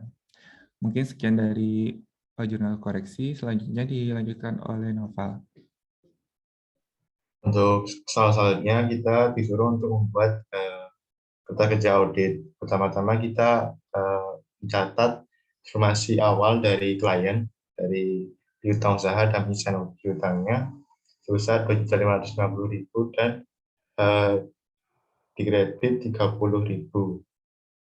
Dan pada penjelasan teman-teman sebelumnya ada koreksi sebesar 111.000 yang didapat dari koreksi atas diskon penjualan yang belum tercatat dan reklasifikasi, dan didapat sebesar 4.439.000 atas penilaian audit. Terus untuk penyisian piutangnya kita ada koreksi sebesar 35.000 sehingga di catatan auditnya sebesar 65.000. Kita juga mencatat di akhir periode bulan September juga ada piutang sebesar 2.100.000 dan didapatkan total penilaian audit sebesar 2.374.000. Kesimpulannya, atas saldo akun pada piutang usaha masih ditemukan kesalahan salah saji dan klasifikasi sehingga laporan keuangan klien masih membutuhkan koreksi dan reklasifikasi. Dan kemudian kita mencatat lainnya PT Usaha Jaya, skedulnya adalah skedul utama PT Usaha, pembuatannya oleh PW, singkatan dari pembuatnya, terus tanggal pembuatannya 28 Oktober 2020 dan diperiksa oleh kepala tim yang berinisial BM pada tanggal 28 Oktober. Ya, segitu aja sih. Terima kasih. Baik, terima kasih untuk atensi teman-teman, dan mungkin ada yang bertanya atau tambahan dari Bapak. Tadi Mas Satria salah sebut nama Grace ke Crescentia. Kayaknya Mas Satria sering salah sebut nama ini. Iya, Pak, maaf, Pak. Sering salpok saya, Pak. Iya. Monggo teman-teman dikomentari. Ini apa namanya cara pengerjaan yang cukup apa namanya taktis gitu ya, bertahapnya bagus, kemudian penuangan juga oke menurut saya sih. Ini kalau dinilai nggak kurang di 95 nilainya pekerjaan ini, nggak kurang di 95, jadi bisa lebih dari 95. Tadi karena sedikit ada yang kepanjangan yang nggak perlu muncul malah mengacaukan, tapi ya secara substansi menurut saya sudah oke. Monggo jika ada mau bertanya teman-teman sekalian silakan. Ayo monggo. Distribusi ya Mbak Grace seperti ya. Kalau ada yang bertanya tadi ya. Monggo. Ada yang berbeda, ajo beda lagi mungkin atau siapa beda kayak kemarin gitu, mengklarifikasi biar kita punya patokan untuk pengerjaan ujian. Karena ujiannya jangan-jangan ini untuk biasanya ujian esai, ujian kasus itu porsinya sangat besar ya, sangat besar untuk bobot nilainya biasanya 50% sendiri, maksudnya kayak gitu. Bila ada 20 dinilai 20, esai 10 mungkin dinilai 20, jika hanya 40 tuh yang 60-nya bisa jadi dari esai dari kasus. Teman-teman siap untuk ujian kasus maksudnya.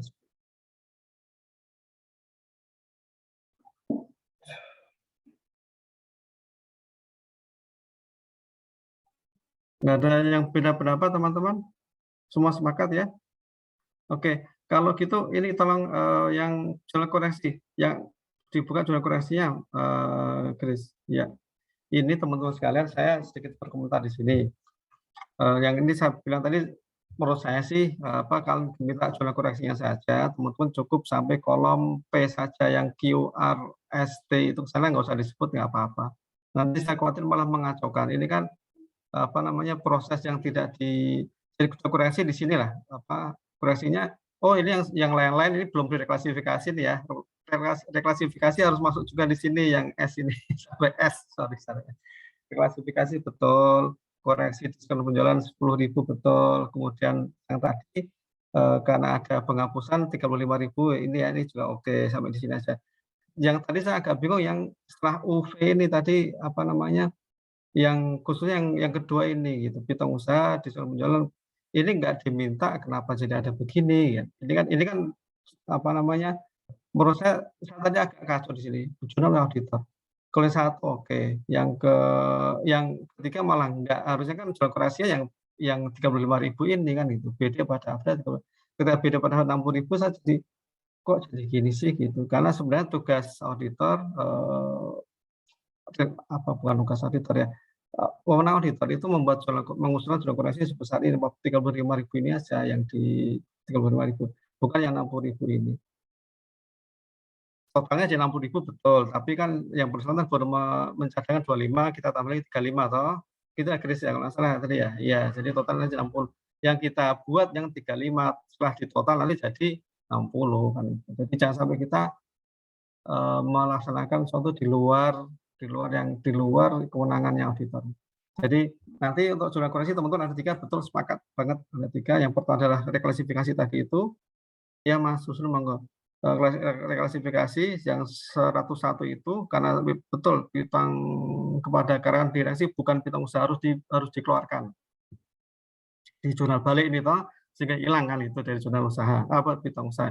Yang kedua betul tadi ada diskon yang belum dituliskan, belum diakui, kemudian yang ketiga ini betul. Yang U ke sana itu nggak usah dimunculkan. Saya malah kacau dengan U tadi itu, maka saya bilang kalau nilainya 95 ke atas, karena yang U itu mengacaukan, menurut saya mengacaukan karena tidak sampai ke situ. Kemudian yang terkait dengan tadi kertas kerja yang terakhir tadi yang Mas Novalas tadi itu. Kesimpulannya nanti begitu teman-teman udah buatkan reklas pare, propose adjustment and reclassification entries. Kalau sudah dibuatkan parenya ini, berarti ya kita akan sampaikan bahwa kesimpulan ini sudah sesuai dengan tidak ada salahsi material, sudah sesuai gitu. Karena udah kita klasifikasi, jadi udah kita berikan jurnal adjustment tadi itu. Kalau belum ada kesalahan, tapi begitu kita udah buatkan parenya, maka sudah selesai di situ, nggak ada lagi kesalahan. Nanti gini ceritanya, di ujung penugasan audit teman-teman sekalian, di ujung nanti itu kan auditor akan menyerahkan semua jurnal adjustment yang diusulkan. Semua teman akan diserahkan kepada pihak audit, termasuk jurnal adjustment yang diusulkan.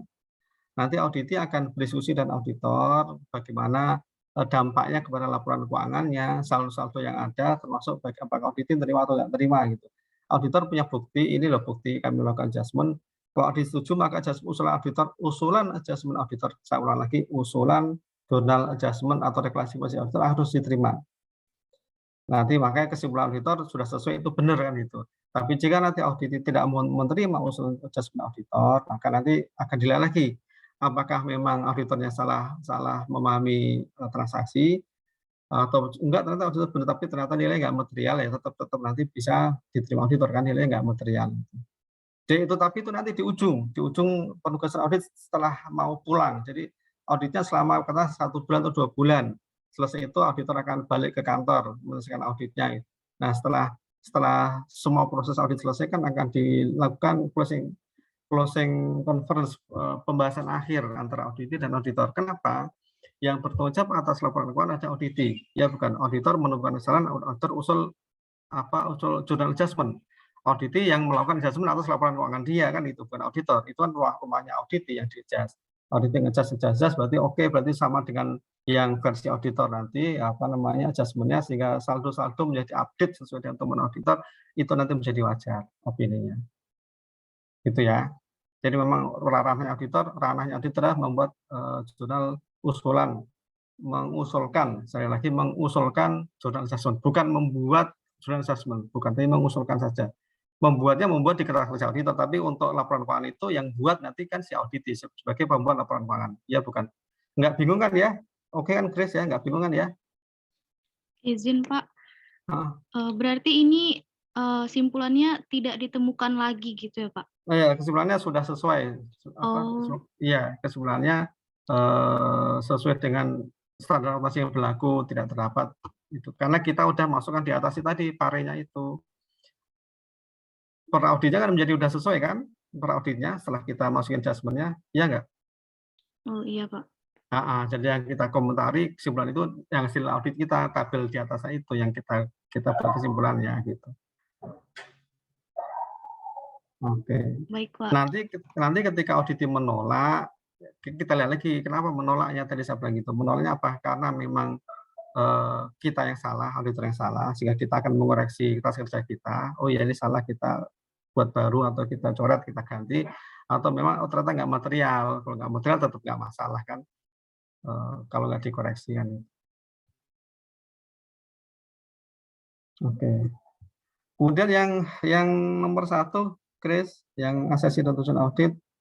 Ya, ini tadi tidak saya komentari banyak-banyak teman-teman, ini dibuat seperti ini monggo saja gitu. Jadi apa yang dilakukan auditor atas tujuan langkah-langkah auditnya apa, ya kayak gitu monggo silakan. Kalau di bicara asesi manajemennya apa, tujuan auditnya apa, boleh tadi teman-teman menuliskan panjang pendeknya monggo saja, pendeknya top eksistensi, completeness, akurasi itu monggo saja, nggak usah nyebut khusus yang panjang-panjang ini. Itu saya persilakan aja, nggak masalah kayak gitu. Jadi boleh monggo dipanjangin kayak gini. Gitu ya. Itu sedikit komentar dari saya karena teman-teman ini tidak perlu. Monggo yang lain setelah saya komentari, adakah komentar lain yang mau ditambahkan? Monggo silakan. Sebentar, biar grupnya Chris dulu. Gimana Chris? Tadi dari beberapa masukan saya. Izin Pak, Monggo Mas Satria. Ya, berarti nanti kalau pas ujian nanti boleh ya Pak, di asersi dan tujuan audit ini kita nulis sampai umumnya aja untuk sampai kolom D saja. Oke. Sampai kolom D ya. Oke Pak. Boleh sampai kolom D aja nggak apa-apa. Iya. Terima kasih Pak. Sama-sama. Yang mau sampai E juga boleh, nggak masalah.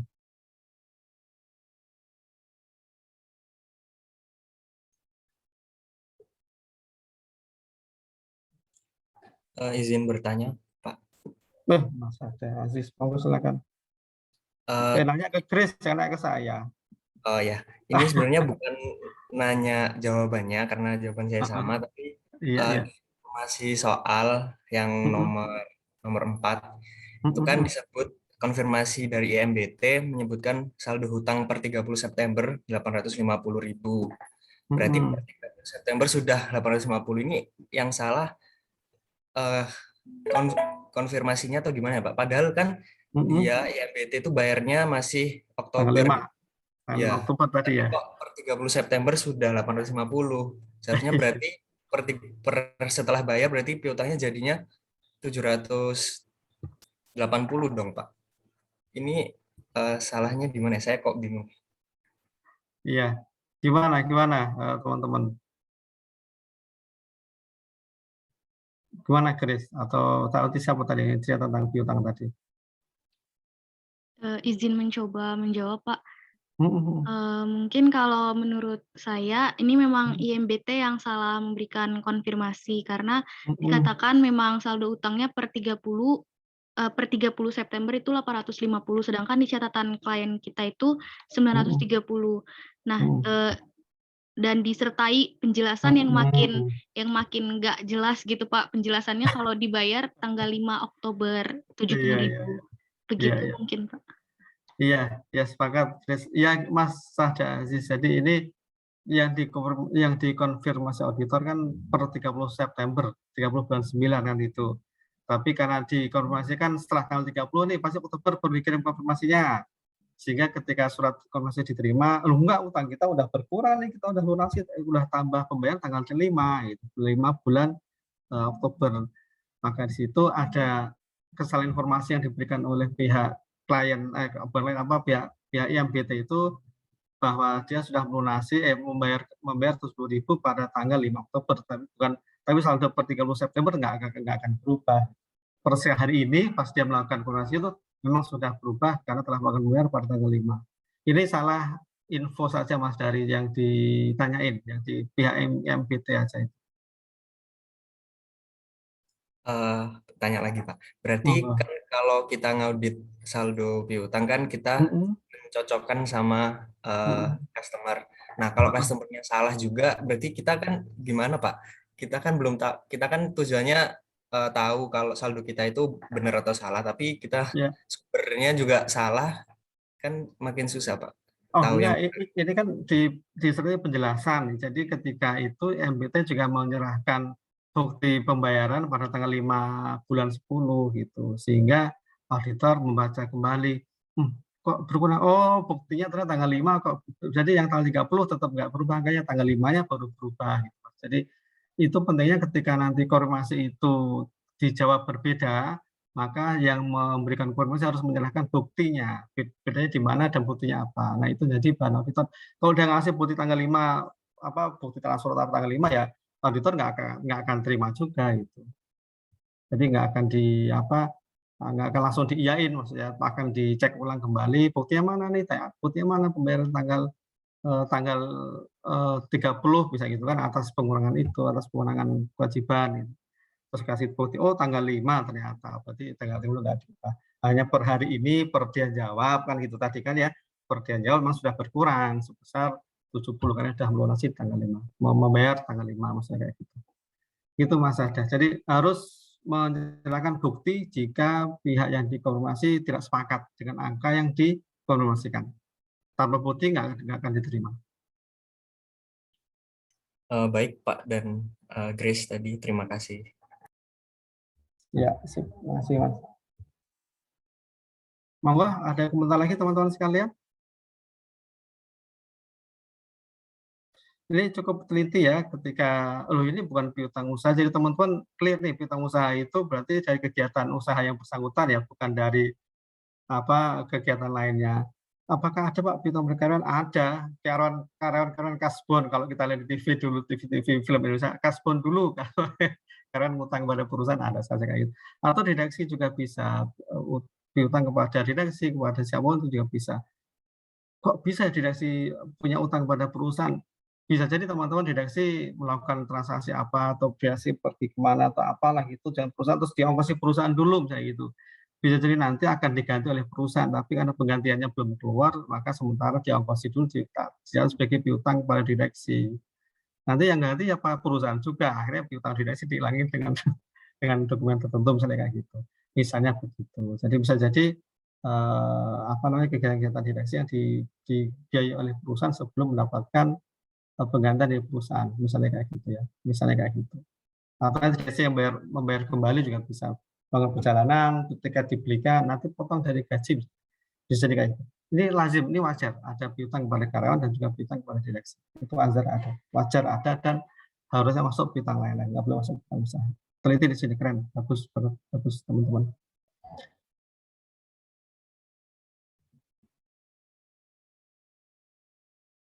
Ya, oke. Masih ada komentar lain teman-teman sekalian atau clear? Saya pikir clear ya. Semua sepakat teman-teman ngerti ya untuk soal kasus yang kayak gini ya. Mudah toh? Ada yang bilang sulit nggak teman-teman? Tulis di chat yang bilang sulit itu. Kalau nggak berani raise hand. Nanti saya tanya sulitnya di mana? Waduh, nggak bisa Pak. Transaksinya masih sederhana, tidak rumit, tidak berbulan-bulan, hanya beberapa bulan saja. Tapi ini sebagai sebuah miniatur kegiatan audit, saya kira oke banget sih, gitu, udah cukup banget buat teman-teman sekalian. Jo, ada komentar nggak Jo? Aman Pak. Aman ya, sudah sesuai ya. Oke, sip ya, terima kasih. Oke, sip teman-teman, keren banget. Saya mohonkan teman-teman untuk applause lagi kepada grup ke-6. Tadi ya survei udah ngasih applause, saya kasih applause lagi. Keren kelompok 6. Monggo diakhiri presentasinya. Wah, ada reaction dari Mas Ada Aziz itu. Reactionnya dagdikduk. Baik, terima kasih untuk tambahan dari Bapak dan teman-teman. Sekian presentasi dari kami. Terima kasih dan selamat pagi. Izin untuk stop share. Pagi. Silakan stop share. Chris, terima kasih Chris dan teman-teman. Mas Novalasto udah kelihatan lagi wajahnya, tadi masih tersembunyi di bawah meja. Mas Satria yang sedang berkelana naik jet pribadinya gitu ya, dan teman-teman sekali. Ini hati-hati ada Thanos di belakang Grace itu nanti kena itu nanti musnah sebagian. Nanti akan ada film itu lagi ya, Marvel ya, yang saudaranya Thanos muncul ya, kabarnya begitu. Siapa? Atos. Iya. Ada Pak. Baik, teman-teman sekalian, saya nggak usah presentasi, nanti tak share untuk slide dari Pak dosen koordinator. Nggak jauh beda dengan teman-teman sampaikan tadi gitu. Waktu udah 91. Beberapa yang saya perlu highlight adalah untuk soal studi kasus, teman-teman. Saya belajar sekali 2 kali ini studi kasus yang saya waktu bilang ketika sebelum Mas Sahda presentasi itu sempat khawatir teman-teman bisa nggak ya memahami proses bisnis seperti ini, tapi ternyata bukan sebuah masalah untuk teman-teman soal seperti ini, bukan sebuah masalah teman-teman soal seperti ini, semua bisa diselesaikan dan baik. Dan waktu itu ada sedikit yang berbeda, Ajo, Rufai berbeda, terus langsung diklarifikasikan dan kita akhirnya dapat satu titik temu di mana memang pengerjaannya harusnya seperti apa. Dan itu oke, hari ini terima kasih dengan sangat bagus banget itu diselesaikan. Cuma ada yang terlambat kirim jawaban di Google Classroom. Semoga nanti nggak terulang lagi. Gitu. Usahakan teman-teman waktunya memang diberikan nggak terlalu panjang. Maksudnya deadline-nya ada jam 22 atau jam 23 waktu Indonesia Barat. Harapan saya sih nggak nunggu deadline baru dikirim. Gitu. Nggak nunggu deadline baru dikirim. Tapi kalau soal studi kasus memang saya berikannya baru hari Jumat ya, memang waktunya tidak terlalu panjang. Jadi mohon jangan ada lagi yang terlambat mengirimkan jawaban. Itu. Kemudian kembali ke soal ujian teman-teman sekalian, pilihan ganda, esai dan studi kasus sudah ditentukan Pak dosen koordinator. Nanti monggo silakan misalnya mau ya nanya ke kelasnya Pak Zef gitu, monggo saja kalau mau nanya ke kelas Pak Zef apa nih, karena soal Pak Zef semuanya bukan urunan dari dosen kali ini ya, karena kemarin kita semua sibuk atau waktu habis. Pak Zef mohon maaf kami nggak sempat minta soal pada para dosen. Saya buat ngitung kancing ya, cap-cip-cup. Kalau saya ini harus mengisi, teman-teman perlu membaca, jangan mengandalkan mencari referensi pada hari H, waktunya khawatir kurang gitu. Yang ketiga studi kasus, bagi yang sudah mengerjakan berbahagialah, bagi yang hanya nebeng teman kelompoknya bersedihlah gitu, karena teman-teman belum pernah membaca ini, belum pernah mengerjakan. Kerjakan, ikuti alurnya, terus dikerjakan sekali lagi sehingga nanti pas ujian muncul kondisi yang sama, harapannya teman-teman akan lebih siap dan cepat waktu pengerjaannya. Nilai ujian saya berharap tidak ada yang lebih rendah daripada B+, nggak ada yang lebih rendah dari B+. Jadi minimal 70, berapa tuh B+? 76 ya. Semoga nggak ada yang di bawah 76 lah teman-teman sekalian, harapannya begitu. Saya akan bahagia ketika 76, nilainya itu B+, amin A gitu ya. Jadi nggak ada yang B gitu. Ada B itu menurut saya nilai yang sangat jelek sekali gitu. Itu hanya bisa diperoleh orang-orang yang malas-malesan. Dan selama ini sih kalau pengalaman saya yang ngajar teman-teman, yang nilainya di bawah B+ itu memang pekerjaan penugasan di GCR itu memang nggak perform itu. Kemudian UTS-UAS biasanya konsisten nilai jelek terus, itu agak sulit buat saya gitu. Tapi ya semoga, kenapa sulit buat saya untuk memahami kondisi itu, karena yang A itu biasa banyak, A- banyak banget, B+ juga cukup dikit. Jadi yang banyak di A dan A+ biasanya kayak gitu sih. Harapan saya. AKSK selalu nilai selalu bagus sepanjang saya mengajar di sini, si teman-teman di Afghanistan. Oke, jaga kesehatan, jaga kebahagiaan, tetap semangat, jangan kasih kendor, semangat teman-teman. Waktu kita tidak terlalu banyak untuk mengakhiri sampai finish semester 6 ya, untuk sampai sudah semangat terus, jaga kesehatan, jaga apa ya, optimisme teman-teman sekalian. 9045 Mbak Silvi. Apakah Mbak Silvi ada? Hadir, Pak.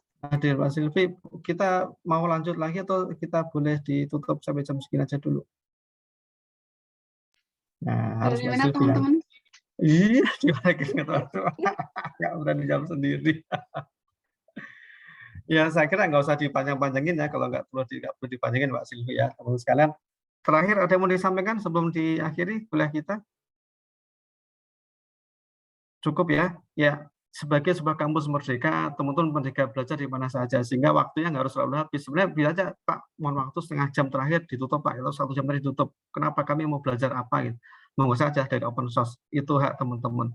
Saya belum berikan beberapa link YouTube untuk teman-teman baca, ikuti atau nanti ngirim resume semacam itu, karena itu penting sekali. Tapi nantilah itu kapan-kapan saja kalau waktunya ada.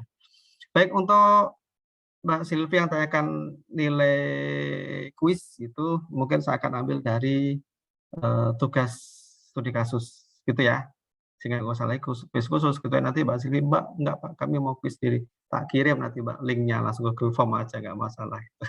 Kasih waktu, lewat waktu dianggap 0 gitu kan ya, wah kacau langsung bubar. Teman-teman sekalian, terima kasih atas atensinya, terima kasih atas kerjasamanya, terima kasih atas semangat teman-teman semuanya, gitu, luar biasa sekalian, luar biasa semuanya, gitu, termasuk tadi yang membahagiakan adalah studi kasus dapat selesai dan baik. Sangat bahagia. Saya kurang lebih mohon maaf, izin mengakhiri lebih awal. Semoga sehat selalu, tetap semangat untuk ujian dan jangan pernah. Ini satu lagi. Ujian adalah harus dilaksanakan dengan penuh integritas. Jangan teman-teman nanti tidak berintegritas. Saya nggak mau ada yang ternyata nggak ada integritas di situ, terus berakibat buruk bagi teman-teman. Tolong banget integritas. Kalau misalnya nanti sedang sakit atau apa sih nggak bisa mengerjakan, jangan pernah nyontek. Saya nggak tahu bisa apa enggak, tapi ini saya pesankan, jangan pernah nyontek, jangan pernah melakukan perbuatan curang, karena itu nanti merugikan teman-teman sendiri. Saya nggak mau. Kalau saya membantu teman-teman nilai misalnya dari B jadi B+, buat saya itu nggak masalah, masih enteng, supaya teman-teman berintegritas. Dibanding kalau nilainya bukan nilai integritas, sehingga sulit buat saya untuk ngasih nilai lulus, misalnya gitu. Ya, tolong jaga betul itu ya, integritas. Orang kalau berintegritas itu nggak bisa dipapakan. Bodoh bisa belajar jadi pinter, tapi kalau rusak, nggak berintegritas, nggak bisa dipapain, itu sampah, dibuang saja. Jadi gitu ya, jangan pernah mau jadi sampah teman-teman sekalian. Jaga betul integritas teman-teman. Baik, terima kasih. Saya akhiri 9.48. Kurang lebih mohon maaf. Selamat istirahat dan assalamualaikum warahmatullahi wabarakatuh. Waalaikumsalam. Terima kasih banyak, Pak. Terima kasih, Pak. Terima kasih, Bapak. Sama-sama, saya end meeting for all ya. Dihitung 3, 2, 1.